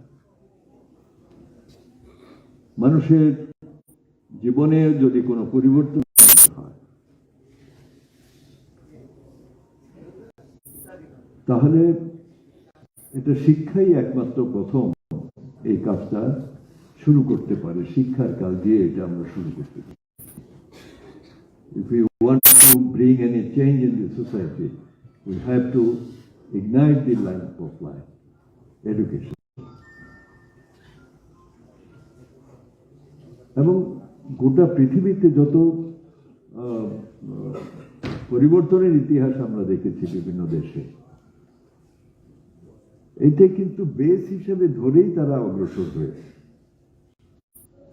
কেন সমাজের পরিবর্তন দরকার, কেন তার আজকে আর্থিক দুরবস্থা, কেন তার জীবনযাত্রার মান উন্নত হচ্ছে না, এই কথাগুলো বুঝবার মতো একটা পরিস্থিতিতে তাকে নিয়ে যেতে হবে এবং সেই কাজটা শিক্ষা ছাড়া আর কেউ কোনো কিছুর দ্বারাই সম্ভব নয়। এবং আমরা ইতিহাসে যেটা পড়েছি, কমরেড দশরথ দেবের লেখা সেই ছোটি বই কিন্তু তার ঐতিহাসিক দিক থেকে অত্যন্ত গুরুত্বপূর্ণ দলিল আমাদের সামনে। কত কষ্ট তাদের করতে হয়েছে। কমরেড সুধীন্দ্রনাথের লেখা বিভিন্ন প্রবন্ধের মধ্য দিয়ে আমরা বুঝতে পেরেছি যে কত কষ্টের মধ্য দিয়ে তাদেরকে সেই সময় এই কাজ করতে হয়েছে। এই পথ চলা তাদের কাছে প্রতি পদক্ষেপে তাদের বাধার সম্মুখীন হতে হয়েছে। বিশেষ করে রাজন্য শাসিত ত্রিপুরা রাজ্যে তারা একটা ভালো চোখে দেখেনি। পরবর্তী সময়ে অনেক মানে কি বলবো, সুশিক্ষিত আদর্শনিষ্ঠ যারা কাজ করেছেন আমাদের রাজ্যের মধ্যে পরিবর্তনের জন্য, তারা অনেকে এই কাজটার মধ্যে যুক্ত হয়েছিলেন, এটা আমরা জানি। এবং যে কথাগুলো আমাদের রাজ্যের উপজাতি জনগণের মধ্যে যারা এখন একটা সুশিক্ষিত মধ্যবিত্ত সম্প্রদায় তৈরি হয়েছেন, তারাও নিশ্চয়ই জানেন। এবং পরবর্তী যে প্রজন্ম আজকের দিনে যারা ছাত্র যুব, যারা শিক্ষার আলোতে ভালোভাবেই তারা অগ্রসর হবার সুযোগ পাচ্ছেন, তাদের আমার মনে হয় এই কথাগুলো আজকে আমাদের জনশিক্ষা সমিতির আলোচনা সভায় আলোচনা করা উচিত যে তাদের পূর্বপুরুষরা তারা কি অবস্থাতে ছিলেন, তাদের বাবা অথবা তাদের ঠাকুরদারা যখন জনশিক্ষা সমিতি তৈরি হলো আজকে ৭৮ বছর আগে। সেই সময়ে আমাদের দেশ স্বাধীন হয়নি ১৯৪৫ ইংরেজিতে। কি অবস্থা ছিল? খাজনা দিতে হতো প্রজাদের। এখন তো আমরা স্বাধীন দেশের নাগরিক, তখন তো সম্পর্কটা এরকম ছিল, শাসক হচ্ছে রাজা আর বাকিরা হচ্ছে তাদের প্রজা। এই প্রজাদের খাজনা দিতে হতো, রাজকর, পিতুন প্রথা ইত্যাদি। ফলে উপজাতি সম্প্রদায়ের মানুষের জীবনযাত্রার মান ক্রমশ দুর্বিষহ হচ্ছে, কিন্তু তারা কথা বলতে পারতেন না। এবং বিভিন্ন সময় দেখা গিয়েছে যে এগুলোর বিরুদ্ধে যে প্রোটেস্ট একদম হয়নি, এই অন্যায়ের বিরুদ্ধে তা নয়, কিন্তু সেগুলো সাস্টেন করেনি। সেই ইতিহাসগুলো আমাদের স্মরণে রাখতে হবে। নীরবে এইসব জিনিস সবাই মানে নেয়নি, তখন বিদ্রোহ হয়েছে, সে বিদ্রোহ বেশি দিন সাস্টেন করেনি, অথবা যে কোনো বিদ্রোহের পেছনে তার যে সংগঠন শক্তি, মানুষকে মোবিলাইজ করা, মানুষকে প্রস্তুত করা, কোথায় তারা যাবে, এই যে ডেস্টিনেশনটা ঠিক করা, এগুলো সেই সময় ছিল না বলেই হয়তো সেগুলো সাস্টেন করেনি জনশিক্ষা সমিতি গঠনের আগেও। ফলে সময়ের পরিবর্তনের সাথে সাথে রাজ্যের পরিবেশ পরিস্থিতি এগুলোর মধ্যে পরিবর্তন ঘটে রাজ্যের জনসংখ্যার 31% উপজাতি অংশের মানুষ। আর্থসামাজিক উন্নয়নে রাজ্য সরকারের বহুমুখী কর্ম পরিকল্পনা মূলত 1978-এর আগে আমরা ভাবতেই পারি। দেশ বিভাগের পর, মানে দেশ স্বাধীন হবার পর সঙ্গে সঙ্গেই কিন্তু ত্রিপুরা রাজ্য ভারতবর্ষের অংশ হয়নি। 1949 ইংরেজিতে হয়ে, তার মানে এখানকার শাসকদের তখন ভাবনা চিন্তার মধ্যে তারা ছিল, তারা কি করবে, কোথায় যাবে, তারা কি একটা ছোট্ট স্বাধীন রাষ্ট্র হিসেবে থেকে যাবেন, রাজন্য শাসিত রাজ্য হিসাবে, রাষ্ট্র হিসাবে, না বৃহত্তর একটা গণতান্ত্রিক দেশের সাথে যুক্ত হয়ে নিজেদেরকে আরো বিকাশের সুযোগ নেবেন। এই চিন্তা ভাবনার মধ্যে থেকেছিলেন একটা ভালো সময়। যাই হোক, আলটিমেটলি 1949 ইংরেজিতে আমরা দেখলাম যে ভারতের একটা অঙ্গরাজ্য হিসেবে ত্রিপুরা অন্তর্ভুক্ত হয়েছে। তারপরেও তো সরকার ছিল, স্বাধীন ভারতের একটা অঙ্গরাজ্যের একটা সরকার তো ছিল এখানে, তারা ছিলেন সেই সময় শাসক। আমরা যাদেরকে জানতাম ভারতবর্ষ স্বাধীনতার পর, যারা ভারতবর্ষের যোদ্ধা, জমিদার, যারা ধনী লোক, পুঁজিপতির লোক, বড় বড় ব্যবসায়ী, তাদের যারা প্রতিনিধিত্ব করছে, তাদের হাতে ভারতবর্ষের শাসন ক্ষমতা যেমন ব্রিটিশরা ছেড়ে দিয়ে গেছে। আমরা ঠিক দেখলাম যে ওই লাইনেই ত্রিপুরা রাজ্য 28 বছর কংগ্রেস দল শাসন করেছে। কম সময় কোন পরিবর্তন হয়েছে? আমি দুই একটা তথ্য দেব আপনাদের, আমি আপনাদের ধৈর্য চ্যুতি ঘটাবো না। সেখানে আপনারা দেখবেন যে 1978 সালের আগে মূলত রাজন্য শাসিত ত্রিপুরা রাজ্যে এবং তার পরবর্তী সময় 28 বছরের কংগ্রেস রাজত্বের মধ্যে খুব একটা মৌলিক যে পার্থক্য তারা তৈরি করতে পেরেছিলেন সেরকম কিছু ঘটেনি। আমরা 78 সালে একটা বিকল্প দেখাবার চেষ্টা করি, কারণ আমাদের একটা শ্রেণী দৃষ্টিভঙ্গি ছিল বামফ্রন্ট, এবং সেই শ্রেণী দৃষ্টিভঙ্গি থেকে আমাদের বিকল্প কর্মসূচি কিন্তু আমরা সেদিন গ্রহণ করেছিলাম। এবং উপজাতি জনগোষ্ঠীর আর্থসামাজিক অবস্থা, তাদের ভাষা, কৃষ্টি, সংস্কৃতি উন্নয়নের লক্ষ্যে বিভিন্ন কর্ম পরিকল্পনা আমরা 78 থেকে পরপর দুটো গভর্নমেন্ট 10 বছর, তারপর 1993 থেকে টানা 2018 পর্যন্ত, এই যে প্রায় 40 বছর একটা রাজ্যের জন্য কম সময় না। এখন এই সময়টার মধ্যে আমরা কি কি করতে পেরেছি আমাদের ভেবে দেখা দরকার। যে মধ্যবিত্ত অংশটা তৈরি হয়েছে আমাদের রাজ্যে উপজাতি জনগোষ্ঠীর মধ্যে, তারা হয়তো আমাদের কন্টেম্পোরারি হতে পারে। আমরাও দেখেছি কংগ্রেস রাজত্বের সময় ত্রিপুরা রাজ্যের শুধু উপজাতি জনগোষ্ঠী কেন, সমতলের কি হয়েছে, কি উন্নতি হয়েছে, শহরগুলির অবস্থা কি ছিল, এবং এর মধ্যে উপজাতি অংশের মানুষের যে পরিবর্তনের প্রশ্ন বলা যায় কিছুই তো হয়। রাজারা এক সময় শোষণ করেছে, পরবর্তী সময় আমরা দেখছি মহাজনরা শোষণ করে। কার প্রশ্রয়ে? তৎকালীন শাসক গোষ্ঠীর প্রশ্রয়ে। আজকে গোলাঘাটের ঘটনা, এই যে মানে বিদ্রোহগুলো হয়েছিল, গোলাঘাটের ঘটনা কি? তখন কারা সরকারে ছিল? এটা তো ভুললে চলবে না। তখন কংগ্রেস সরকার।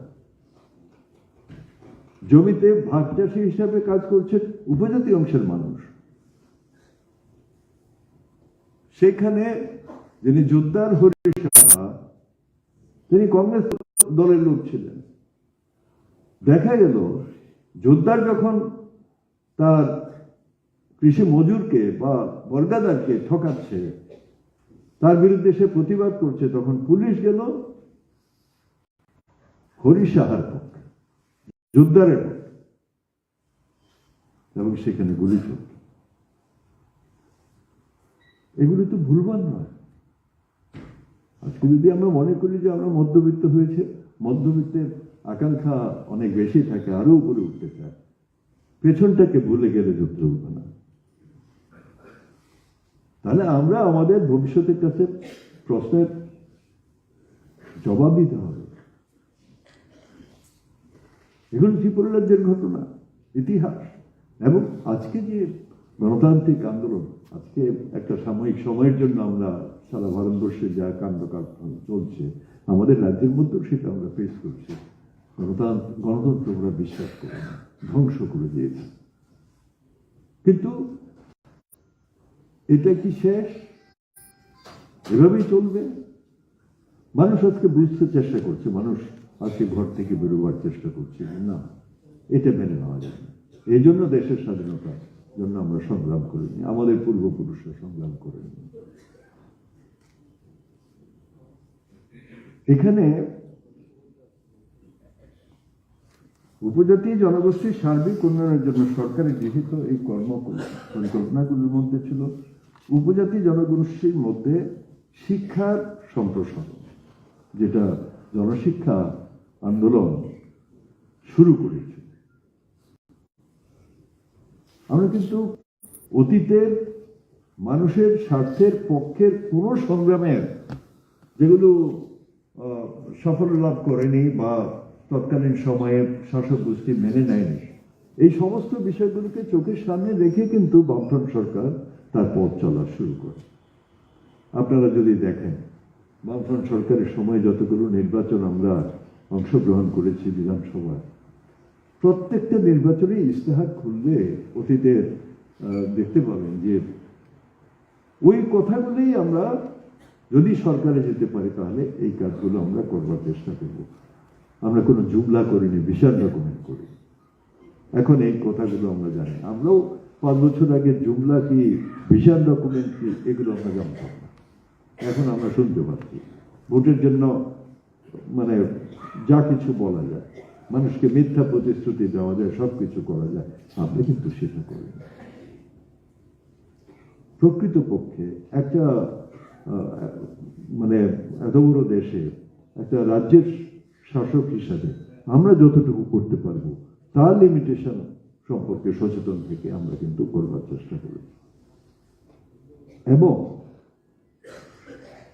শেষ দিন পর্যন্ত যতক্ষণ কাজ করা যায় নির্বাচনের আগে, শেষ দিন পর্যন্ত কিন্তু আমরা সেটা করবার চেষ্টা করি, লড়াই করি রাজ্যের মানুষকে সঙ্গে নিয়ে। কেন্দ্রের সরকারের অনিচ্ছুক হাত থেকে সেই দাবিটাকে আদায় করবার জন্য আমরা কিন্তু চেষ্টা করি। এবং এই যে শিক্ষার কথা বলা হচ্ছে, শিক্ষার সম্প্রসারণ, অর্থনৈতিক স্বনির্ভরতার লক্ষ্যে বহুমুখী কর্মসূচি রূপায়ণ আমরা করেছি। উপজাতি জনবসতি এলাকার বিভিন্ন পরিকাঠামো উন্নয়ন, সাংবিধানিক এবং পরম্পরাগত অধিকার সুনিশ্চিত এবং সুরক্ষিত করতে প্রয়োজনীয় পদক্ষেপ, ভাষা, সংস্কৃতি, চিরাচরিত ঐতিহ্যসমূহের সংরক্ষণ এবং পুনর্নবীকরণের উদ্যোগ আমরা গ্রহণ করেছি। বনাধিকার আইনে পাট্যপ্রাপ্তদের আর্থিকভাবে বিকাশ ঘটাতে বিভিন্ন সুযোগ আমরা সম্প্রসারিত করেছি। 1999 সাল থেকে 2017 সাল পর্যন্ত এই যে মূলত এই সময়টা আমরা অনেক ভালো কাজ করতে পেরেছি আমরা মনে করি। আপনারা যদি দেখেন আমাদের সরকারি লাইব্রেরিগুলোতে বা অনেকের কাছে তাদের নিজস্ব সংগ্রহের মধ্যেও থাকবে যে কি কাজ করেছে। আমরা এগিয়ে চলেছি 2017 সালে নির্বাচন, 2018 নির্বাচনের আগে শেষ যে অর্থ বছর গেছে ওই সময়টা পর্যন্ত আমরা কি কি কাজ করেছি আমরা তুলনামূলকভাবে দেখাবার চেষ্টা করেছি। ত্রিপুরা রাজ্য 1972 সালে কি পজিশনে ছিল, 78 সালে বামফ্রন্ট সরকার আসার পর কি করেছে, আর সেই থেকে শুরু করে 2017 সাল পর্যন্ত ওই ক্ষেত্রে আমরা কতটুকু অগ্রসর হতে পেরেছি। একেবারে তুলনামূলক, এখানে বানানো কোনো গল্পের প্রশ্ন নেই, মিথ্যা প্রতিশ্রুতির কোনো প্রশ্ন নেই, ডকুমেন্টেড, এর সব ডকুমেন্ট আছে, যে কেউ ইচ্ছা করলে সেগুলো দেখতে পাবে। আমি শুধু একটা ক্ষেত্রেই বলবো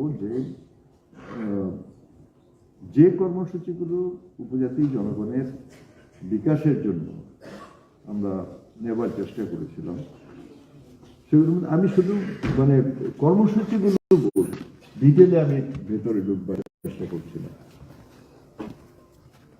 যেমন ধরুন শিক্ষার বিকাশের জন্য ছেলেমেয়েরা যাতে ঘর থেকে বেরিয়ে, আমি যখনকার কথা বলছি 2017 সালের তথ্য, তখন আর অভুক্ত থেকে কেউ স্কুলে যেতে পারে না এই কথা বলার সুযোগ আমরা রাখিনি। কারণ 2017 সালে প্রাথমিক স্তরে ড্রপ আউটের সংখ্যা আমাদের রাজ্যে 4% কাছাকাছি ছিল এবং সাক্ষরতার হার 97% আমরা অতিক্রম করেছি। সারা ভারতবর্ষের মধ্যে একটা ইতিহাস। লিটারেসি রেটে একটা সময় ত্রিপুরা হাইয়েস্ট লেভেলে পৌঁছে গিয়েছিল, মিজোরাম এবং কেরালা থেকেও আমরা এগিয়ে গেছি। নিয়ারলি 98% লিটারেসি রেট ভারতবর্ষে, সেটা তো উপজাতি অংশের মানুষকে বাদ দিয়ে নয়, সব ধরনের যারাই ত্রিপুরা রাজ্যে বসবাস করে। এই সুযোগ যখন আমরা সম্প্রসারণ করছিলাম আমরা সকলের জন্য, আমাদের স্লোগানই ছিল শিক্ষা সবার জন্য, সবার জন্য শিক্ষা। এখন যখন আমরা ছাত্রদের সংগঠন করবার কথা বলছি, আমরা কিন্তু আমাদের যেমন ধরুন 31 তারিখে আমাদের এসএফআই এর প্রতিষ্ঠা দিবস পালিত হবে, ঠিক আছে। 1970 সালে যখন এসএফআই তৈরি হয় তখন তার স্লোগান ছিল স্বাধীনতা, গণতন্ত্র এবং সমাজতন্ত্র, ঠিক আছে। তার থেকে আমরা এগিয়ে এসে এখন বলছি 2022 সালে education for all, employ all and unite. এই যে কিছুদিন আগে আপনার হায়দ্রাবাদে এসএফআই অল ইন্ডিয়া কনফারেন্স হলো, আমি লক্ষ্য করছিলাম যে 1970 সালের এসএফআই যে স্লোগান, সেই স্লোগান থেকে কতটা অ্যাডভান্স হয়ে চলে এসেছে এবং কি পরিবর্তনগুলি এখন হচ্ছে, এটা আমাদের সব অংশের ছেলে মেয়েদের বুঝবার দরকার আছে। নতুন জেনারেশন, এই সরকারটা এই কাজগুলোকেও ধ্বংস করে দেবার চেষ্টা হচ্ছে। আমরা যেমন কোনো ছেলে মেয়ে যাতে এটা বলতে না পারে যে আমি আর্থিক অসুবিধার জন্য স্কুলে যেতে পারছি না, কলেজে যেতে পারছি না। প্রি-মেট্রিক স্কলারশিপ 1972 সালে পেত কংগ্রেস আমলে 1402 জন পেয়েছে, আর 2017 সালে আমরা সেটা বাড়িয়ে 14,79,462 জনকে দিয়েছি,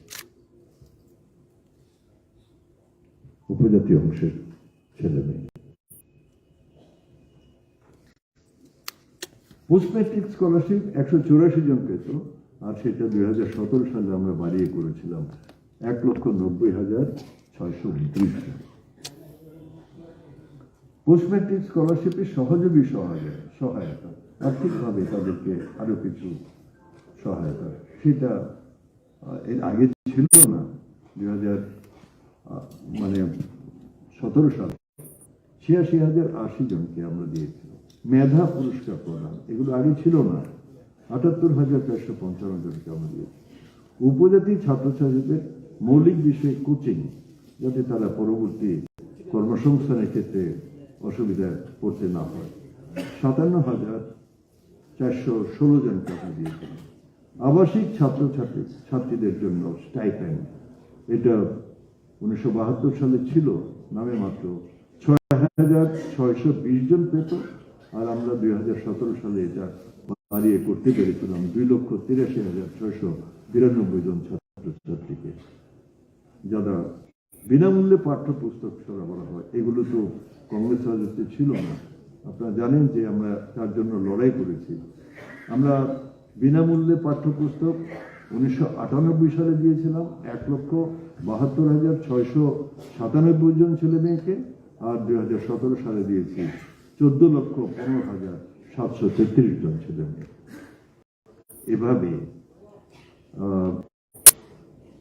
শুধু সাধারণ বিষয়ে পড়াশোনা নয়, টেকনিক্যাল এডুকেশন, যেটা নিয়ে তারা হয়তো পরবর্তী কর্মসংস্থানের জগতে ঢুকতে পারবে। A&M,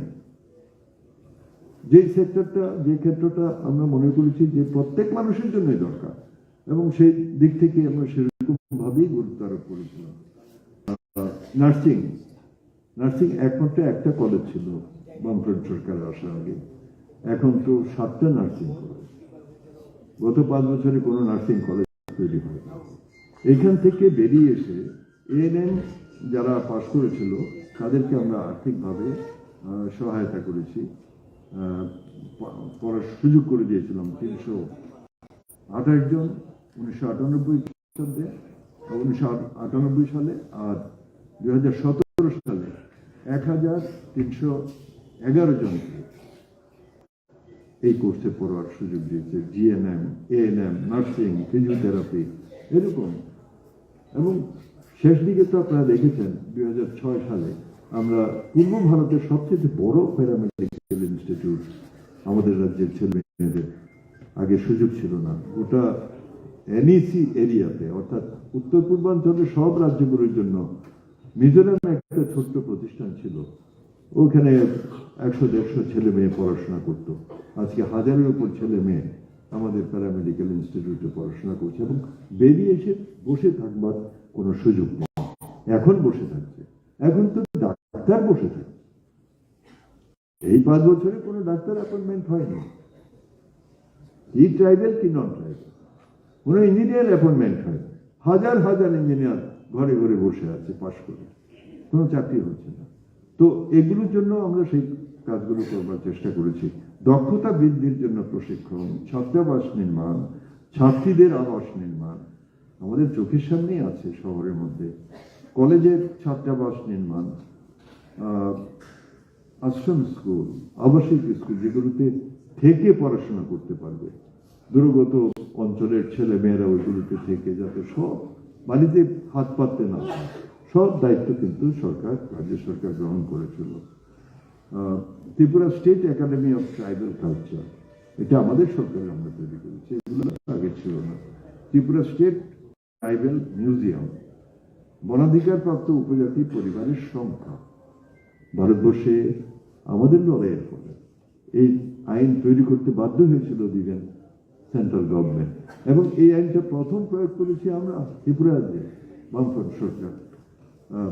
1,27,155 জন পরিবারকে আমরা, আপনারা জানেন যে ত্রিপুরার প্রায় 60% ভূমি হচ্ছে ফরেস্ট অ্যাক্টের আন্ডারে, এবং সেখানে এই আইনের মধ্যেই এই সুযোগটা রয়েছে, যেখানে আমরা পাট্টা দিতে পারি, তাদেরকে ভূমি বন্দোবস্ত দিতে পারি। এরকম 1,27,155 পরিবারকে আমরা দিয়েছি। বনাধিকারপ্রাপ্ত উপজাতি পরিবারের জন্য প্রদত্ত জমির পরিমাণ 1,76,332.56 হেক্টর জমি তাদেরকে দেওয়া হয়েছে। শুধু পড়াশোনা, তার জীবন জীবিকার উন্নয়নের জন্য, অর্থনৈতিক উন্নয়নের জন্য যা যা করা দরকার সবই প্রায় এই কর্মসূচিগুলির মধ্যে আমরা আনবার চেষ্টা করেছি। পাট্টা, পাসবুক প্রদান, জিপিএস এর মাধ্যমে জমি চিহ্নিতকরণ, জমির সীমানা নির্ধারণ এবং ফিলারি, পাট্টাপ্রাপ্ত পরিবার সমূহকে অর্থনৈতিক সুবিধা প্রদান।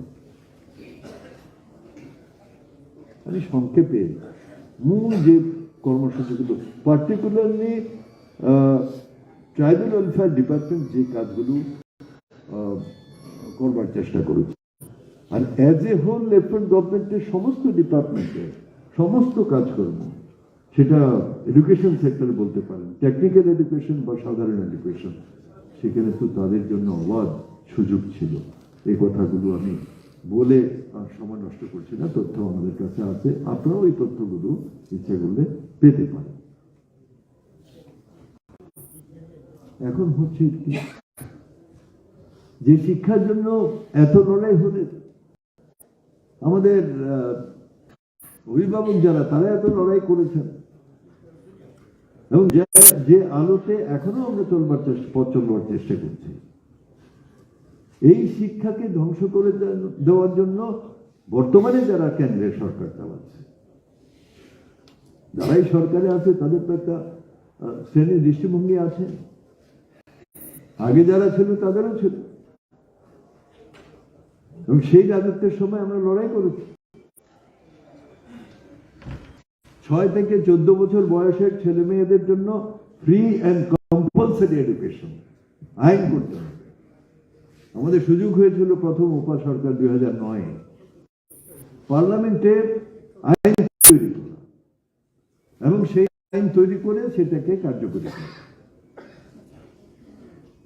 2009 থেকে 2013 সাল বা তার আগে পর্যন্ত এই আইনটা যাতে কার্যকরী হয়, রাজ্যে যাতে কেন্দ্রীয় সরকার তদারকি করে ব্যবস্থা করে, রাজ্য সরকারগুলো যাতে এই সেন্ট্রাল অ্যাক্টকে কার্যকরী করে, তার জন্য আমরা আন্দোলন করেছি। আর আমাদের সুযোগ ছিল, আমাদের রাজ্যে লেফটেন্যান্ট গভর্নমেন্ট ছিল, এই আইনের সমস্ত সুযোগগুলো আমরা নেবার চেষ্টা করি। আজকে যে শিক্ষার ক্ষেত্রে এত সাফল্য আপনারা দেখছেন, আমরা যেমন কাজ করেছি তেমনি লড়াইও করেছি। এই যে right two free and compulsory education 2009, আজকে কি হচ্ছে, বর্তমান সময়ের শাসক দলের লোকেদের জিজ্ঞেস করে দেখুন তো, আপনারা কি জানেন এরকম একটা আইন আছে আমাদের দেশে? আইনটা তো বাতিল হয়নি। আপনারা কতটা কার্যকরী করছেন? যখন ড্রপ আউট প্রায় শূন্যের কোঠায় নিয়ে এসেছিল লেফটেন্যান্ট গভর্নমেন্ট, আজকে আপনারা কি করছেন? গোটা দেশে করছে, যেখানে যেখানে এই সরকার আছে, এই ধরনের সরকার আছে, আমাদের রাজ্যে হচ্ছে। তো আমাদের রাজ্যের ছেলেমেয়েরা লড়াই করছে, আমরা গণতান্ত্রিক আন্দোলন থেকে সে প্রশ্নগুলো তুলবার চেষ্টা করছি, চাপ তৈরি করবার চেষ্টা করছি, সর্বনাশ করে দিচ্ছি। এবং এটাও হচ্ছে পেকুলারিটি আমাদের দেশে, স্বাধীনতার পরে শিক্ষার জন্য সেই শক্তপোক্ত কোনো আইন তৈরি হলো না, যেখানে বলা থাকবে যে সকলের জন্য শিক্ষা সুনিশ্চিত করা হবে। এক এক সময় এক একটা শিক্ষার নীতি তৈরি হয়েছে। এর আগে পর্যন্ত যারা সরকারে কাটিয়ে গেছেন তো কাটিয়ে গেছেন, কি করেছেন তারাই জানেন। 2014 থেকে এখন পর্যন্ত যারা আছেন, যারাই আসে তারাই বলে একটা নয়া শিক্ষানীতি আমরা চালু করি। এখন তারা একটা নয়া শিক্ষানীতি চালু করেছে 3 বছর আগে, নিউ এডুকেশন পলিসি। কি আছে, যখন আমাদের দেশের লাস্ট সেন্সাসে বলছে যে 70% মানুষ শিক্ষার আওতায় এসেছে, কিন্তু 30% মানুষ এখনো শিক্ষার আওতায় আসেনি। 130-35 কোটি মানুষের দেশে 30% মানুষ কত কোটি মানুষ হয়? কত কোটি মানুষ নিরক্ষর, আর এই বোঝা টেনে আপনি চলছেন, সাফল্যের ঢাক পিটাচ্ছেন। নয়া শিক্ষানীতি তো আরো খারাপ, সকলের জন্য শিক্ষার ভাবনা ওইসব কিছু নেই। এটা হচ্ছে কমার্শিয়ালাইজ করে দাও শিক্ষাকে, যার পয়সা আছে সে পড়তে পারবে, সরকারের দায় দায়িত্ব এত নেওয়ার দরকার নেই। কোথায় জনশিক্ষা আন্দোলন কি বলেছিল, আর আজকে তার সাথে আমরা মিলিয়ে দেখার চেষ্টা করছি। এই বলছে কি, শিক্ষা দায়িত্ব ব্যবসায়ীদের হাতে তুলে দাও, বিদেশি ইনস্টিটিউট আসবে, আপত্তি নেই আমাদের। যেটা আমরা করতে পারছি না সেরকম যদি আসে, ঠিক আছে, আমাদের দেশের ছেলে মেয়েরা সুযোগ পাবে। সেটা কোথায়? সব বিষয়েই তো দিয়ে দেওয়ার চেষ্টা হবে, কমার্শিয়ালাইজ করে। এবং শিক্ষাকে সেন্ট্রালাইজ করে দেওয়া হবে। আগে শিক্ষা যুগ্ম তালিকা ছিল, এখনো আমাদের দেশের সংবিধানে শিক্ষা যুগ্ম তালিকা। কিন্তু কি হচ্ছে, রাজ্য সরকার ঘুমে থাকে, জানেই না।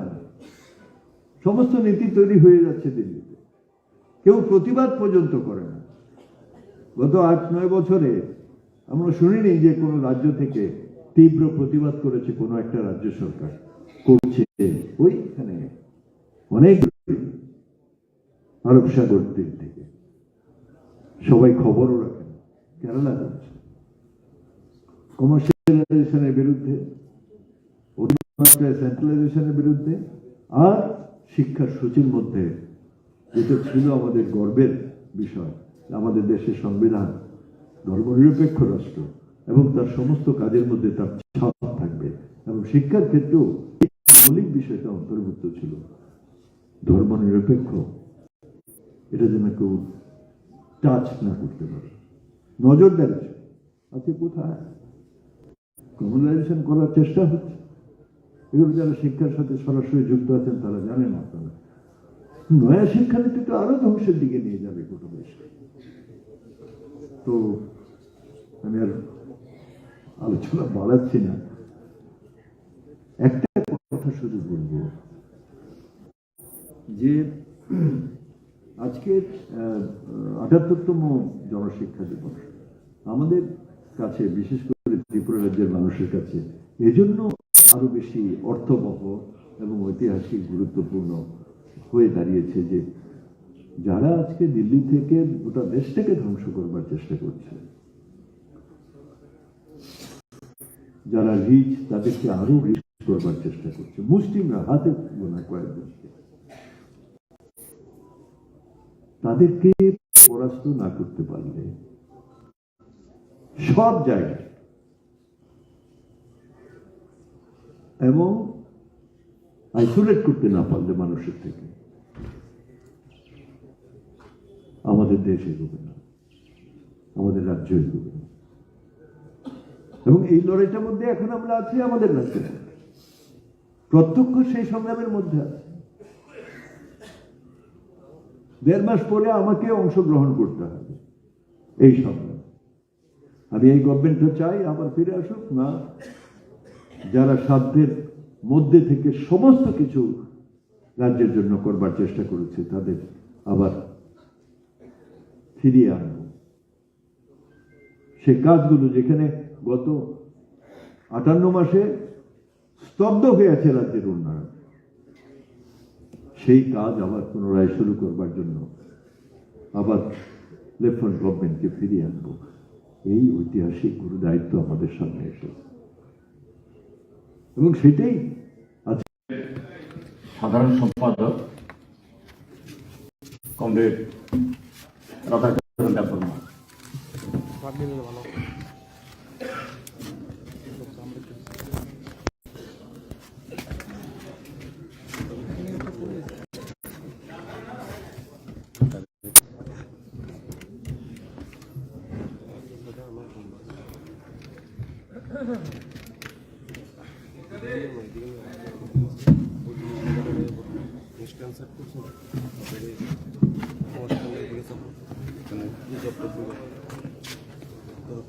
কমরেড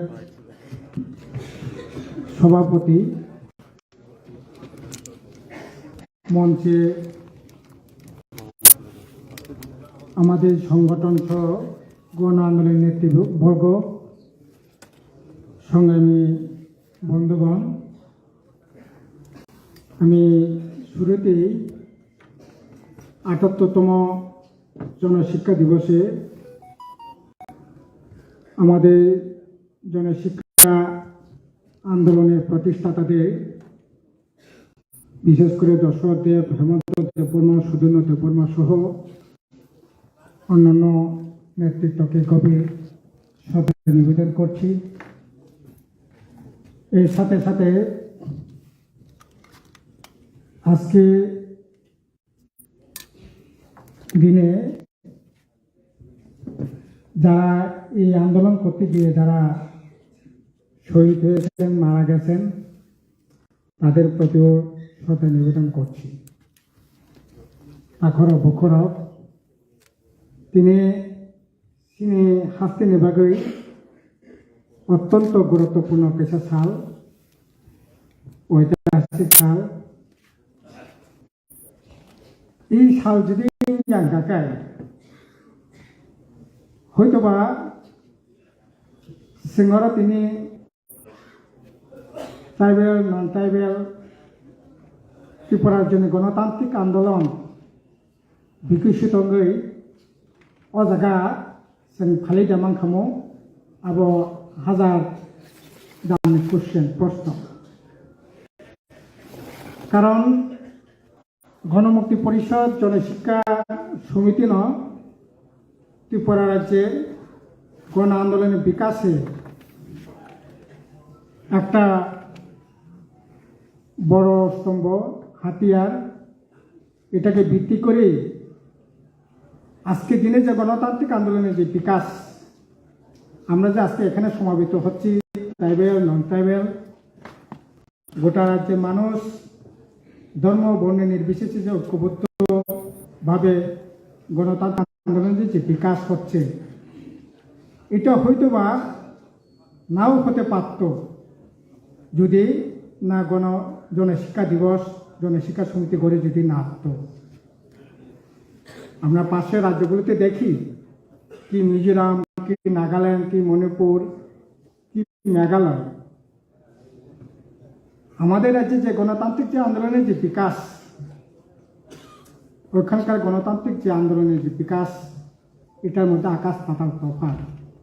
এটা সম্ভব হয়েছে জনশিক্ষা সমিতির যে বীজ বপনের মধ্যে দিয়ে এটা সম্ভব হয়েছে। সে যাই হোক, জনশিক্ষা দিবস আমাদের অত্যন্ত তাৎপর্য, মহান ঐতিহাসিক দিবস। এই কারণেই শিক্ষার আন্দোলনের সাথে সাথে সমাজ গঠন, জাতি গঠন, দেশ গঠন যে আন্দোলন, তার ভাষা, তার সংস্কৃতি, তার নতুন করে দেশে থাকবার যে স্বপ্ন জনশিক্ষা সমিতির মাধ্যমেই আমরা অনুপ্রেরণা পেয়েছি এবং বহুকাল ধরে আমাদের যে বিশেষ করে গ্রাম এলাকার শিক্ষার যে অধিকার থেকে বঞ্চিত ছিলেন, এই শিক্ষার আন্দোলনের জন্য শুরুতে হলেও আমরা পরবর্তী সময়ে এটা দেখি কিভাবে এই যে কিছুক্ষণ আগে যে আধুনিক গান গেয়ে গেলেন, শোষণা হয়েছিল, সেই জনশিক্ষা সমিতিকেই পাথেয় করেই ককবরকে আধুনিক গান ও জনিজং সং দিয়ে শুরু হয়েছিল আধুনিক ককবরকের সূচনা। আমাদের জীবনটা ছিল জুম নির্ভর জীবনযাপন। আধুনিক কৃষির সাথে কিভাবে বৃহত্তর অংশের উপজাতিদের কিভাবে আধুনিক শিক্ষা কৃষির সাথে কিভাবে সেখানে আপনার আধুনিক যে কৃষির সাথে কিভাবে যুক্ত করা যায়, শুরু হলো এই জনশিক্ষাকে ভিত্তি করে পোশাক আশাক জীবনধারা সবটাই বলা যেতে পারে নতুন একটা আঙ্গিকে একটা রেনেসাঁস বলা যেতে পারে তৎকালীন দিনে। তার পরিপ্রেক্ষিতেই এটা একটা নতুন দিগন্ত, নতুন জীবন, নতুন একটা ব্যবস্থাপনার মধ্যে দিয়ে আমরা সেদিন এগিয়ে চলা শুরু হয়েছিল। তারপর এটাকে পাথেয় করেই এই চেতনা থেকেই তৎকালীন আপনার মহাজন পুঁজিবাদী শাসক গোষ্ঠীর বিরুদ্ধে, অন্যায় অত্যাচারের বিরুদ্ধে কিভাবে আন্দোলন সেখানে গড়ে তোলা হয়েছিল আপনারা সকলেই জানেন। বিশেষ করে বয়স্ক যারা আছেন, বয়োজ্যেষ্ঠরা যারা আছেন, আপনারা সকলেই জানেন, এটা নতুন করে বলবার কিছু নেই। কি করে দাদনের বিরুদ্ধে, কি করে মহাজনের বিরুদ্ধে, কি করে আপনার লেবির বিরুদ্ধে, ফরেজ জুলুমের বিরুদ্ধে, এই যে অন্যায়ের বিরুদ্ধে জনশিক্ষা সমিতি যে চেতনা থেকেই গণমুক্তি পরিষদের আন্দোলনের বিকাশ, তার মধ্যে দিয়েই এই অন্যায়ের বিরুদ্ধে, জুলুমের বিরুদ্ধে ধীরে ধীরে আন্দোলন সংগঠিত করে এবং তারই ফলশ্রুতিতে ৭৮ সালে বামফ্রন্ট সরকার প্রতিষ্ঠা হয়। তাকে ভিত্তি করে শিক্ষা সম্প্রসারণ, সংস্কৃতির সম্প্রসারণ, অন্যায় এগুলিকে অতিক্রম করে একটা নতুন একটা সামাজিক নতুন একটা পথ চলা শুরু হয়েছিল। যদিও শুরু থেকেই এই জনশিক্ষা সমিতিকে অঙ্ক করেই এটাকে বিনষ্ট করবার একটা ষড়যন্ত্র হয়েছিল। তারপরে আমরা দেখেছি গণমুক্তি পরিষদ গঠনের পরও এই গণমুক্তি পরিষদ দুর্বল করবার জন্য কত ষড়যন্ত্র হয়েছে এবং বামফ্রন্ট সরকার হলো ষড়যন্ত্র আরও তীব্র হলো। এখন আমরা দেখছি এই ষড়যন্ত্র থামে নাই। এই যে এখন নতুন করে আপনার 18 সালে আমরা দেখেছি, মানে জনশিক্ষার যে চেতনা, গণমুক্তি পরিষদের যে আন্দোলনের চেতনা বা যে ধারা, এটাকে খাটো করবার, এটাকে দুর্বল করবার কত ধরনের ষড়যন্ত্র, এটাকে মোকাবেলা করেই আমরা এখনো এটাকে ভেদ করি এগিয়ে চলতে হচ্ছে। এখন যদিও আমরা এটা লক্ষ্য করছি, যারা আমাদের দুর্বল করবার জন্য কত ধরনের ষড়যন্ত্রের কথা বলেছিলেন, ষড়যন্ত্র করেছিলেন, ষড়যন্ত্রের চাল বিছিয়েছিলেন, তাদেরকেও আজকে খুঁজে পাওয়া যাচ্ছে না। এটাও ঘটনা। কোথায় সে শ্যাংক্রাক, কোথায় সে আপনার কেসাক পিয়া, কুকুর পিয়া, বুনি তলাতঙ্গিয়া, আমরা কারো নিচে থাকবো না, লালনা সাধনা, ওদেরকে এখন খুঁজে পাওয়া যায় না। ষড়যন্ত্র হয়েছিল স্বাধীন ত্রিপুরার নামে, ওদেরকে খুঁজে পাওয়া যায় না। অবশ্য এটা ঠিক, এটা ঘটনা, আমরা এটা প্রত্যক্ষ করছি। আমাদের রাজ্যে না, শুধু গোটা উত্তর পূর্বাঞ্চলে যতগুলো আঞ্চলিক দল হয়েছে, এটা আসলে আবেগ তাড়িত হয়ে লোকাল কিছু প্রবলেমকে সামনে রেখে, এবং আমি মূলত বলবো ভোটে জেতার জন্য কিছু স্লোগান তুলে মানুষকে সাময়িকের জন্য বিভ্রান্ত করতে পারে। এবং তার জন্যই আপনারা দেখেছেন আসামে কত বড় আন্দোলন হয়েছে এজিপি। আজকে এজিপি অস্তিত্ব খুঁজে পাওয়া দুষ্কর। আমরা দেখি মণিপুরেও এই আঞ্চলিক দল হয়েছে এমপিপি, ওদেরকে এখন খুঁজে পাওয়া যাচ্ছে না। অনুরূপভাবে আপনি প্রত্যেকটা নর্থ ইস্টে যদি দেখি, আমাদের এখানেও এরকম আঞ্চলিক দলগুলো অনেক দল হয়েছে। আপনার স্যাংক্রাক থেকে আরম্ভ করে ত্রিপুর সেনা থেকে আরম্ভ করে এখানে টিজেএস, টিএনসি, এনএসপিটি, এখন আইপিএফটি, ওদের অস্তিত্ব এখন বিপন্ন এবং সাময়িকের জন্য হয়তো ওরা একটা স্পেস করে নিতে পারে, কিন্তু এটা কোনোদিনই দীর্ঘকাল হতে পারে না, হয় না। এটা আমরা প্রত্যক্ষ করেছি। নর্থ ইস্টে যে সমস্ত আঞ্চলিক দল হয়েছে, আমাদের এখন যারা এগুলি করছে ওদেরও অস্তিত্ব খুঁজে পাওয়া যাবে না, এটা ঘটনা। কাজে তাখর বখর অব সেনুখা এই সমস্ত বিভিন্ন জিটিনা নেবাগै স্লোগান ফুটো জিটিना নেবাगै भरतन अरे परे खेने जे चेष्टा अब कुनै दिन स्थायी रूप नायमिया जों आसामाव नुखा मणिपुराव नुखा मेघालय नुखा त्रिपुरा राज्यबो जों नुखा गासा बुया पुफुर बुया बुनि तला तंजा এই সমস্ত দল কত দল নুখা কোনো দল টিকি তংমাইয়া এবং আবনি পিছনে শুধু আঞ্চলিক দল নিবাইয়া আসলে বরংনি লক্ষ্য অঙ্কা একটা ন বুটুজি দিনানি বুটুজি দিনার যে কক সানা না মানে আ ককনি ভিত্তিতে ন বরংনি প্রোগ্রাম বরংনি কর্মসূচি অঙ্কা অবনি বাগै বরংনি অস্তিত্ব দিনে ফেরে গাতাবক যারা তংনাই বরংনবো সাসার তুবি মাংলা যারা এই যে ত্রিপুরা ল্যান্ডটেনি নামে অরই পরে থেকে তিনি অবস্থানখা কাজে তাখর বখর তব কখন খবসে এই যে জনশিক্ষা সমিতিনি যে চেতনা অবনন সং পাথিয়ে খাই সং হানে দিনত মাচুলি নাই অবসারা বিকল্প কোনো লামা করে তব সমস্যাংখা जों আসলে এই জনশিক্ষার চেতনার যে জনশিক্ষা সমিতির যে চেতনা আমাদের দুর্ভাগ্য হচ্ছে আমাদের দুর্বলতা হচ্ছে এই চেতনাটা আমরা সব মানুষের কাছে নিয়ে যেতে পারছি না তার জন্য কেউ যদি এসে বলে দেয় যে না স্বাধীন ত্রিপুরা করতে হবে তার পিছনে ছোটাছুটি করছে কেউ বলছে কাঁচা কুকুর তার পিছনে ছোটাছুটি করতে হবে বলছে কেউ আবার বলছে ত্রিপুরা ল্যান্ড হলে পরে তার পিছনে ছোটাছুটি করছে আবার কেউ বলছে যে না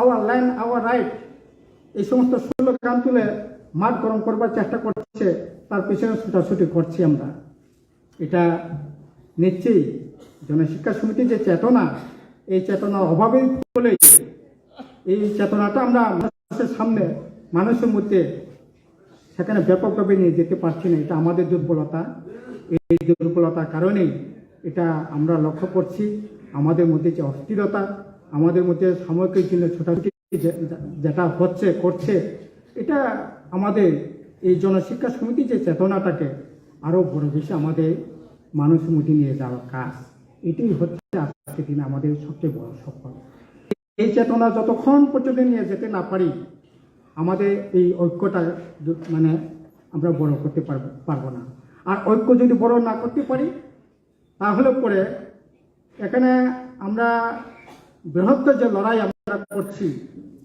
সমাজ পরিবর্তনের যে লড়াই পুঁজিবাদের বিরুদ্ধে যে লড়াই এই লড়াইকে কিন্তু আমরা কোনোদিনই শানিত করতে পারবো না বড় করতে পারবো না কাজে আজকের দিনে আমাদের সবচেয়ে বড় শপথ হচ্ছে এই যে জনশিক্ষা সমিতির যে চেতনা এটা শুধু ট্রাইবাল জনসমাজের মতো না ট্রাইবাল নন ট্রাইবাল আমরা যারা বামপন্থী আমরা যারা গণতান্ত্রিক আন্দোলনটাকে বিশ্বাস করি তাতে প্রত্যেকের মধ্যে এই চেতনাটা নিয়ে যাওয়াটা হচ্ছে সবচেয়ে বড় কাজ এবং এটা যদি এই চেতনাটা নিয়ে যেতে পারি তাহলে আমাদের মানে আরও বড় বিপদে সম্মুখীন হতে হবে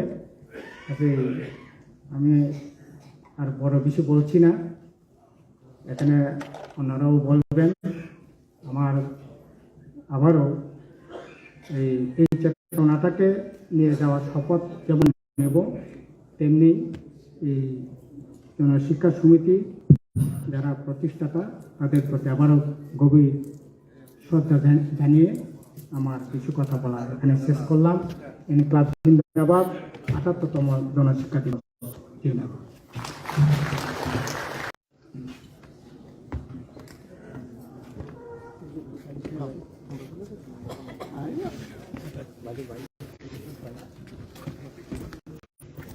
নমস্কার। হাইলাইট রানি খোলা মহিলা আজকে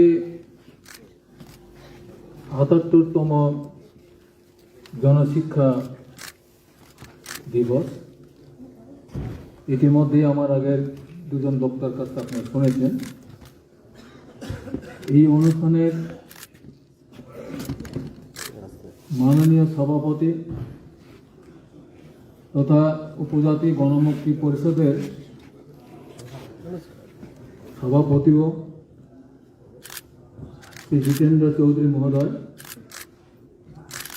তেমনি সংগঠনের সাধারণ সম্পাদক শ্রী রাধাচরণ দেববর্মাও মঞ্চে উপস্থিত রয়েছেন। এছাড়া গণ আন্দোলনের নেতৃবৃন্দ এই মঞ্চে উপস্থিত আছেন। এই সভায় সমাবেত সুধী সজ্জন মণ্ডলী, মা বোনেরা, বায়ু বন্ধুগণ, আমি আপনাদের সকলকে সংগ্রামী অভিনন্দন জানাচ্ছি, শুভেচ্ছা জানাচ্ছি। সামনে আমাদের নববর্ষ শুরু হবে, উপলক্ষে শুভেচ্ছা আপনাদের কাছে জানাই। বক্তব্যের শুরুতে যে ঐতিহাসিক দিকটি যারা এটাকে উদ্যোক্তাও এবং পরিষ্কার করার জন্য লড়াই করেছিলেন, সেদিনের সেই নেতৃত্ব কমরেড দশরথ দেব, কমরেড সুধন্য দেববর্মান, কমরেড হেমন্ত দেববর্মা সহ আরও অনেক নেতৃত্ব ছিলেন সময়। তাদের প্রতি শ্রদ্ধা নিবেদন করছি, যদিও তারা আজকে খুবই জীবিত নন, তারা আমাদের কাছে ছেড়ে চলে গেছেন। তো এই জনশিক্ষা সমিতির তাৎপর্য সম্পর্কে মধ্যে দুজন বক্তা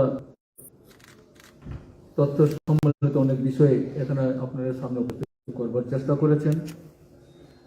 সংক্ষিপ্তভাবে কয়েকটি বিষয় আমি আমার বক্তব্যের সীমাবদ্ধ রাখব। এই জনশিক্ষা সমিতি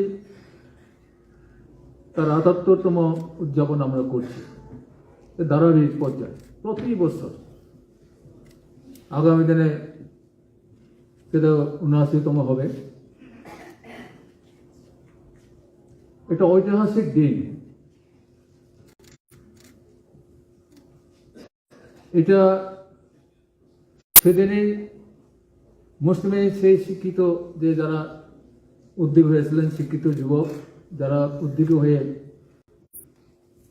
শিক্ষা যাতে সকলের যাতে হয়,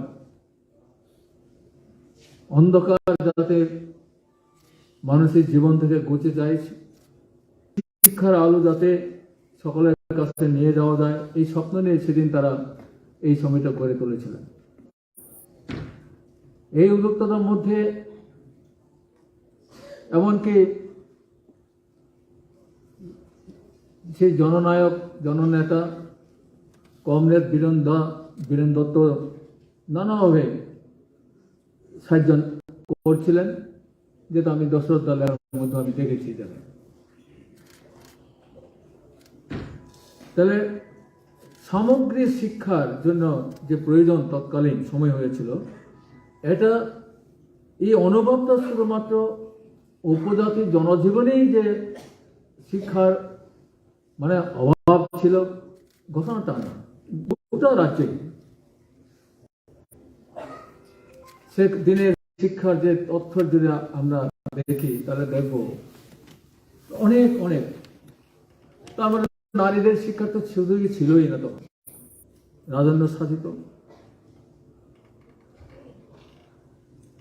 এবং উপজাতিরা শিক্ষার দিক থেকে আরো বেশি পিছিয়ে পড়েছিলেন। সেদিন ছিলই না কিছু বলে, জমির উপর নির্ভরশীল, প্রকৃতির উপর নির্ভরশীল হয়ে জীবনযাপন যাত্রা করতে হতো। কিন্তু এই রাজ্যে আমাদের রাজন্য সাহিত্য প্রায় কয়েক হাজার বছরের কথা আমরা শুনেছি, কিন্তু এই রাজ্যের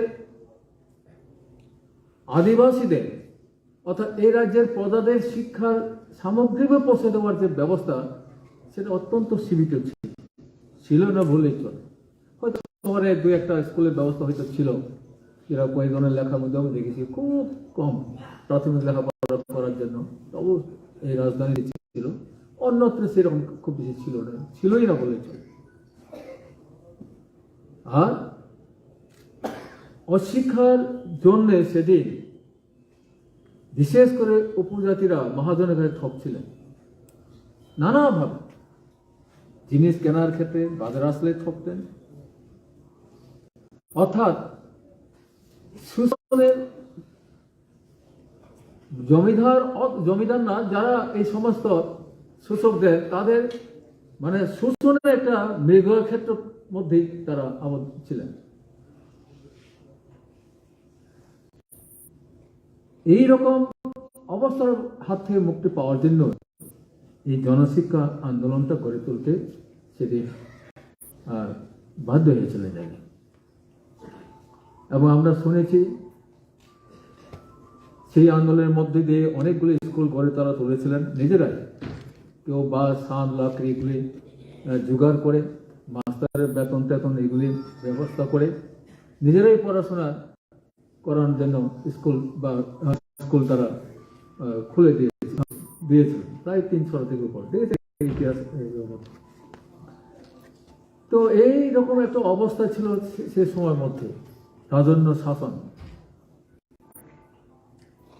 আর প্রজারা চাইছে শিক্ষার সুযোগ, আর রাজ শাসন বলছে না, শিক্ষার সুযোগটা দেওয়া যাবে না। এবং সেদিন এই আন্দোলনটা যাতে তাকে মানে বন্ধ করা যায়, তার জন্য নানাভাবে ষড়যন্ত্র হয়েছিল। সেদিনের উদ্যোক্তাদের মানে বেশ কয়েকজনকে ধরে নিয়ে তাদের উপরে দৈহিক আক্রমণ করেছিল, এর মধ্যে হেমন্ত দেববর্মার কথা আমরা শুনেছি। তাহলে এটা একটা কথাই ঠিক আছে, সে সময়ে শিক্ষার কথা বলার মানে অধিকার সেদিন ছিল না। কেউ আন্দোলন করে তাকে সেই আন্দোলনে যারা নেতৃত্ব দেবেন তাদের ধরে নিয়ে কারাগারে পাঠাবেন, অথবা তাদের দৈহিক আক্রমণ হবে, এবং তারা আক্রান্ত হয়েছিলেন সেভাবে।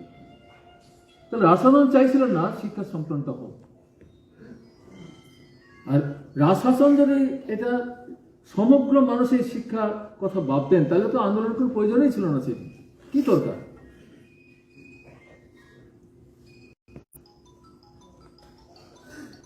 এবং কটা লোক তখন এই যে হাজার যুগের রাজশাসন ছিল এই রাজ্যের মধ্যে, শিক্ষিত হার কিছুই ছিল না। যারা বোঝাইতে মানে গ্রাজুয়েশন কয়জন ছিলই না, দুই একজন বাদে, রাজ পরিবার বাদে দুই একজন রাজ পরিবারের সদস্য ছাড়া আর কতজনে আছে?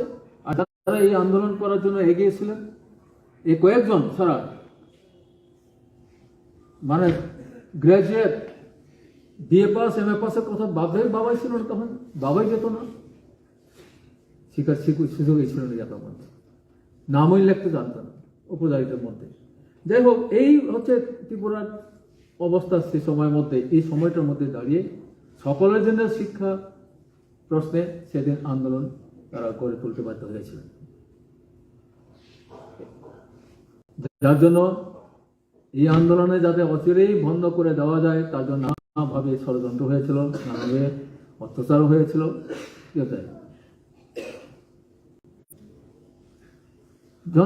জনশিক্ষা আন্দোলনের তাৎপর্য তো অনেক, আর আজকেও আমরা দেখা এটা অপ্রাসঙ্গিক হয়ে উঠছে। এই আন্দোলনটা শেষ হয়ে গেছে, জনশিক্ষা আন্দোলনের কয়েকটা স্কুল হয়েছে, বামফ্রন্টের আলো ভালো হয়েছে, সে আলাদা কথা, কিন্তু তার পাশে হয়তো কিন্তু এখনো শেষ হয়ে যাচ্ছে না। শাসক গোষ্ঠী তার শ্রেণীর দৃষ্টিকোণে থেকে শিক্ষার ব্যবস্থা তারা চালু করতে চাইছে, যেটা আমার আগে বক্তা তো বলার চেষ্টা করেছে। নয়া শিক্ষানীতি, মানে এই শিক্ষায় চেতনা বাড়বে না, আত্মকেন্দ্রিক শিক্ষায় শিক্ষিত হবে। মানুষ নিজেদের শুধু চিনবে, অন্যের জন্য কিছু করতে হবে এই ভাবনা হইতে থাকবে না অতীত, মানে ভবিষ্যতে। তারপরে এই শিক্ষা নিয়ে আসছে, সেখানে ধর্মীয় উদ্বোধন নিয়ে আসছে এই জায়গার মধ্যে, সাম্প্রদায়িক ভাবনাও জায়গায় নিয়ে আসছে এই জায়গার মধ্যে। এই শিক্ষা তো কোনো গুরুত্ব নেই। এই শিক্ষায় তো দেশটাকে ঐক্যবদ্ধ করবে না, মানুষকে একে অপরের সঙ্গে সেখানে সংযোগ স্থাপন করার সুযোগ থাকবে না, বিভেদ নিজে সেখানে তৈরি হবে, মানুষের মানুষ সেখানে এই কি বলে একটা আরেকজনের সেখানে ইয়ে থাকবে, প্রশ্ন থেকে যাবে, এই জায়গার মধ্যে সন্দেহ থেকে যাবে। অর্থাৎ একটা সংহতি করার যে প্রয়োজন, এই জায়গায় কোথারাঘাত করছে নতুন শিক্ষা ব্যবস্থা অথবা বর্তমান শিক্ষা ব্যবস্থা নিয়ে যাচ্ছে যারা বসে। তার লড়াই সংগ্রাম তো না করে এটাকে আটকানো যাবে না। লড়াই সংগ্রামটাকে এখনো আমাদের প্রকৃত শিক্ষার জন্য, মানুষ যাতে প্রকৃতভাবে সুশিক্ষিত হতে পারে, মানুষের জন্য মানে মানুষ হতে পারে, এরকম শিক্ষার জন্যই আমাদের আন্দোলনটাকে সেভাবে আরো শক্তিশালী সংগ্রাম সমৃদ্ধ করতে হবে। এই ভাবনা নিয়ে আমাদের আজকে আমাদের চলা উচিত এবং আমাদের চলতে হবে যাবে। এবং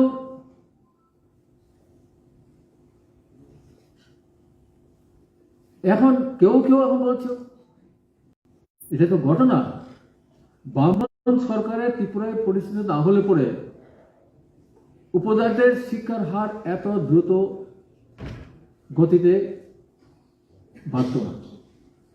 আমরা দেখেছি আমাদের আগে, অর্থাৎ বামফ্রন্ট সরকার আসার আগেও গণতান্ত্রিক সরকার ছিল এই রাজ্যের মধ্যে। ওই গণতান্ত্রিক সরকারের সময় দেখা গেল শিক্ষার হার কত, ওই সময়টার মধ্যে কত, উপজাতির মধ্যে শতকরা 8 থেকে 10 জনের বেশি হবে, তাও সবাই বিয়ে পাচ্ছেন বাস এমন নয়, নিজের নাম করতে জানে এরকম সংখ্যা হচ্ছে, হয়নি তখন। কিন্তু এটা ঘটনা বামফ্রন্ট সরকার পরিচালনা হওয়ার পরে, এমনকি গ্রাম অঞ্চলে স্কুলগুলি পৌঁছে দেওয়ার ফলে, এমনকি উপজাতি অধ্যুষিত এলাকায় মাধ্যমিক এমনকি উচ্চ মাধ্যমিক স্কুলগুলি নিয়ে যাওয়ার ফলে উপজাতির মধ্যে শিক্ষার হার দ্রুত সেখানে বেড়েছে। এবং আজকে উপজাতিদের মধ্যে কেউ এম পাস, বিএ পাস, ডাক্তার, পিসি অফিসার, আইএস অফিসারও ব্যস্ত একজন হয়ে গেছে। একটা জাতিকে এগিয়ে নিয়ে শিক্ষার দরকার, এই কথাটাই সেদিন যারা আন্দোলন করেছিলেন, সেই আন্দোলনটাকে এরকম একটা অবস্থা নিয়ে আসার জন্য এই ভাবনাটা মাথায় থেকে এটা এই রাজ্যের গণতান্ত্রিক আন্দোলনকে তারা শক্তিশালী করতে সাহায্য করেছিলেন জগন্নাথ। এই গণতান্ত্রিক আন্দোলনের শক্তিশালী হওয়ার ফলে এই রাজ্যে বামফ্রন্ট সরকার প্রতিষ্ঠিত হয়েছে। আর বামফ্রন্ট সরকার প্রতিষ্ঠিত হওয়ার ফলে এই অগ্রগতি ঘটেছে, নারীদের হতো না। এটাকে খাতো করার কোনো কেউ আজকে খাতো করে দেওয়ার চেষ্টা বিভিন্ন লেভেল থেকে করার চেষ্টা হয়ে থাকে। এটা তো কিন্তু প্রকৃত ঘটনা তো এইরকম না। এটা তো আমাদের বুঝতে হবে এই জায়গায়। কেউ বলছেন বামফ্রন্ট সরকার কিছুই করেনি উপজাতিদের জন্য, এটা কি আসল কথা? তাহলে আমার তথ্যটা কখন কি অবস্থায় ছিল উপজাতি, তার অর্থনৈতিক অবস্থা, শিক্ষার হার কি অবস্থা, এই তথ্যকে সামনে রেখে যদি আমরা মূল্যায়ন করি তখন বেরিয়ে আসবে আসল তথ্য। তো আমরা তো বলি এই বামফ্রন্ট সরকারের আমলেই কিন্তু উপজাতি এলাকায় শুধু শিক্ষা সম্প্রসারণ করেছে তা ঘটনা না, উপজাতির অর্থনৈতিক উন্নয়ন সেখানে বামফ্রন্ট চেষ্টা করেছে।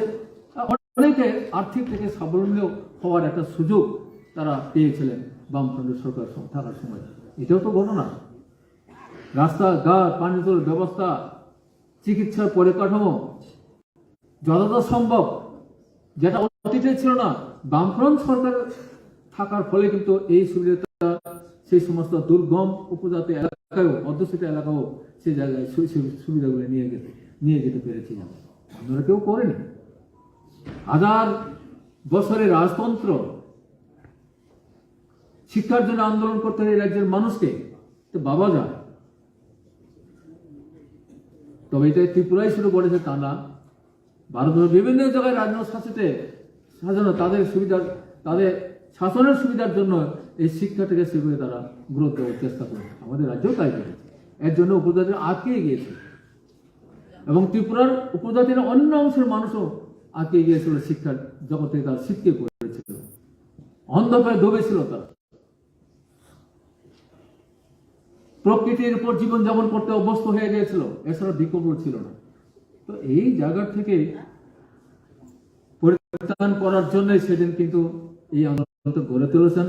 পরবর্তী সময় গণতান্ত্রিক আন্দোলন সেখানে হচ্ছে, গড়ার মধ্য দিয়ে কিন্তু বামফ্রন্ট সভা পরিস্থিতি হয়েছে। জনশিক্ষা সমিতির তার গুরুত্ব, তার ঐতিহাসিক যে গুরুত্ব, এটা আমাদের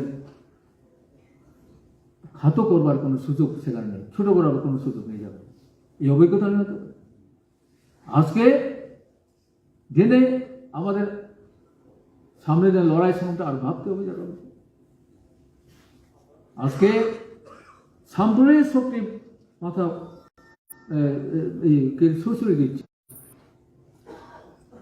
ত্রিপুরার শান্তি সম্প্রীতির দাঁড়িয়ে উন্নয়ন তাকে সেখানে করা গেছে। আমরা এই রাজ্যে অভিজ্ঞতা আছে, আমরা অনেকের অভিজ্ঞতা আছে। শান্তি সম্প্রীতি ছাড়া কোনো উন্নয়ন সম্ভব না। কারো পক্ষে অশান্তির মধ্যে যাওয়ার কোনো সুযোগই নেই যাওয়ার মধ্যে। এখন তো উন্নয়ন স্তব্ধ হয়ে আছে। বর্তমান সরকার কি করছেন তা তো আমরা জানি না, কিন্তু গ্রামে গেলে তো একই কথা বলছে, কিছুই নেই, কিছু পাওয়া যাচ্ছে না, রাস্তা জঙ্গল হয়ে যাচ্ছে, কিছু হচ্ছে না জায়গায়। শিক্ষা কেন্দ্রগুলি এখন দেখা গেল এটা বেসরকারি নিয়ে যাচ্ছে, অনেকগুলি স্কুল বেসরকারি হাতে তুলে দিয়েছে, বিদ্যাজ্যোতির নাম দিয়ে তুলে দেওয়া হচ্ছে। গরিব মানুষের এই সুযোগ থেকে তারা, শিক্ষার সুযোগ থেকে তারা বঞ্চিত হবে। এত টাকা পয়সা খরচ করে কটা পরিবার তার ছেলে মেয়েকে এই বিদ্যাজ্যোতি স্কুল পাঠাতে পারবে, যেখানে মানুষের পর্যন্ত বিনা পয়সায় শিক্ষার সুযোগ যা বামফ্রন্ট সরকার করেছিলেন। আর আজকে বিদ্যাজ্যোতির নাম দিয়ে এখানে ছাত্রদের ভাগ বিভাগ করে করছে, শুধু তা না, শিক্ষার সুযোগে তাদেরকে আরো পিছনে ফেলে দেওয়ার চেষ্টা হচ্ছে জায়গায়। এটা তো আমাদের কারো কাম্য হতে পারে না। এই ব্যবস্থায় পরিবর্তন না আনতে পারলে কিন্তু সমস্যা তার সামনে আরো হয়ে যাবে। গরিব ঘরের ছেলে মেয়ে উচ্চ শিক্ষায় শিক্ষিত হবে না, আর পয়সাওয়ালা পরিবারের ছেলে মেয়েরা উচ্চ শিক্ষায় শিক্ষিত হবে। এই দুই ভাগ হয়ে যাবে জায়গার মধ্যে, মানুষের মধ্যে দুই ভাগ হয়ে যাবে জায়গা, আর বলতে ক্ষেত্রে আরো সর্বনাশ হয়ে যাবে। এটা অর্থনীতি এখনো দুর্বল। বামফ্রন্ট সরকার থাকার সময় কিছুটা অগ্রগতি করেছে, এখন এটা এখন প্রায় ভেঙে যাওয়ার উপক্রম হয়েছে। এই অবস্থায় যদি এই ব্যবস্থা হয়, তাহলে ওনারা তো আরো অন্ধকারে তারা চলে যেতে বাধ্য হবে। এরকম একটা অবস্থা থেকে রাজ্যকে যাকে মুক্তি দেওয়া যায়, তার থেকে নিয়ন্ত্রণ আমরা পেতে পারি, তার জন্য কিন্তু এই ব্যবস্থা পরিবর্তন চাই যাবে। এই ব্যবস্থায় কিন্তু কারো মঙ্গল হবে না, না উপজাতি না অন্য অংশের কারো উপকার আসবে না, যেটা গত 4.5 বা 5 বছরে আমরা দেখেছি যাবনি। আরো সমস্যা। কাজে এই ব্যবস্থা পরিবর্তনের জন্য আমাদের লড়াই করতে হবে সামনে থেকে। তবেই আমরা এই জনশিক্ষা সমিতির তার যে ঐতিহাসিক যে গুরুত্ব, তাকে যথার্থ আমরা মর্যাদা দিতে পারবো যাবার মধ্যে। যে লড়াই স্বপ্ন নিয়ে তার লড়াই করেছিলেন, তাকে বাস্তবায়িত করে তুলতে গেলে পরে সামনের যে সংগ্রামটাকে, মানুষের জন্য সরকার, গরিব মানুষের জন্য সরকার, সকলের জন্য শিক্ষা, সকলের জন্য কাজ, এই যে বিষয়গুলো সেখানে গুরুত্ব হবে যদি পরিবর্তন করতে আমরা পারি। কাজে আমি আর বেশি বক্তব্য রাখবো না, আশা করব এই সামনের দিনে সবাই এগিয়ে আসবেন। এই কথা বলে আপনাদের সবাইকে সংগ্রামী জানিয়ে আমি আমার একটু শেষ হতে পরিস্থিতিদের আবার শ্রদ্ধা নিবেদন করে আমার বক্তব্য শেষ করছি। ৭৮তম ঐতিহাসিক জনশিক্ষা দিবস উদযাপন উপলক্ষে আজকে এই হল সভায় যারা বক্তব্য রেখেছেন, আমার পূর্ববর্তী বক্তাগণ, মঞ্চে আসীন আছেন আমাদের রাজ্যের গণতান্ত্রিক আন্দোলনের নেতৃবর্গ এবং এই হল সভায় উপস্থিত আমাদের রাজ্যের শিক্ষা এবং সংস্কৃতিপ্রেমী সজ্জন মণ্ডলী এবং গণতান্ত্রিক আন্দোলনের নানা স্তরের কর্মী বন্ধুগণ, তার বাইরেও সামাজিক মাধ্যমের মাধ্যমে যারা বিভিন্ন প্রান্ত থেকে আমাদের এই অনুষ্ঠান, আমাদের বক্তব্য যারা শুনছেন, পরবর্তী সময় তো যারা শুনবেন, আমি সকলকে আমাদের এই উদযাপন কমিটির তরফ থেকে, গণমুক্তি পরিষদ, ট্রাইবাল ইউথ ফেডারেশন এবং ট্রাইবাল স্টুডেন্ট ইউনিয়নের তরফ থেকে শুভেচ্ছা অভিনন্দন জানাচ্ছি। আমি এই জনশিক্ষা আন্দোলনের যারা প্রতিষ্ঠাতা, যারা সদস্যগণ, যাদের প্রতিকৃতিতে আমরা মাল্যদান করেছি, তার বাইরেও আরো কয়েকজন আছেন, তাদের সকলের প্রতিও আমাদের যে শ্রদ্ধা জ্ঞাপন করছি।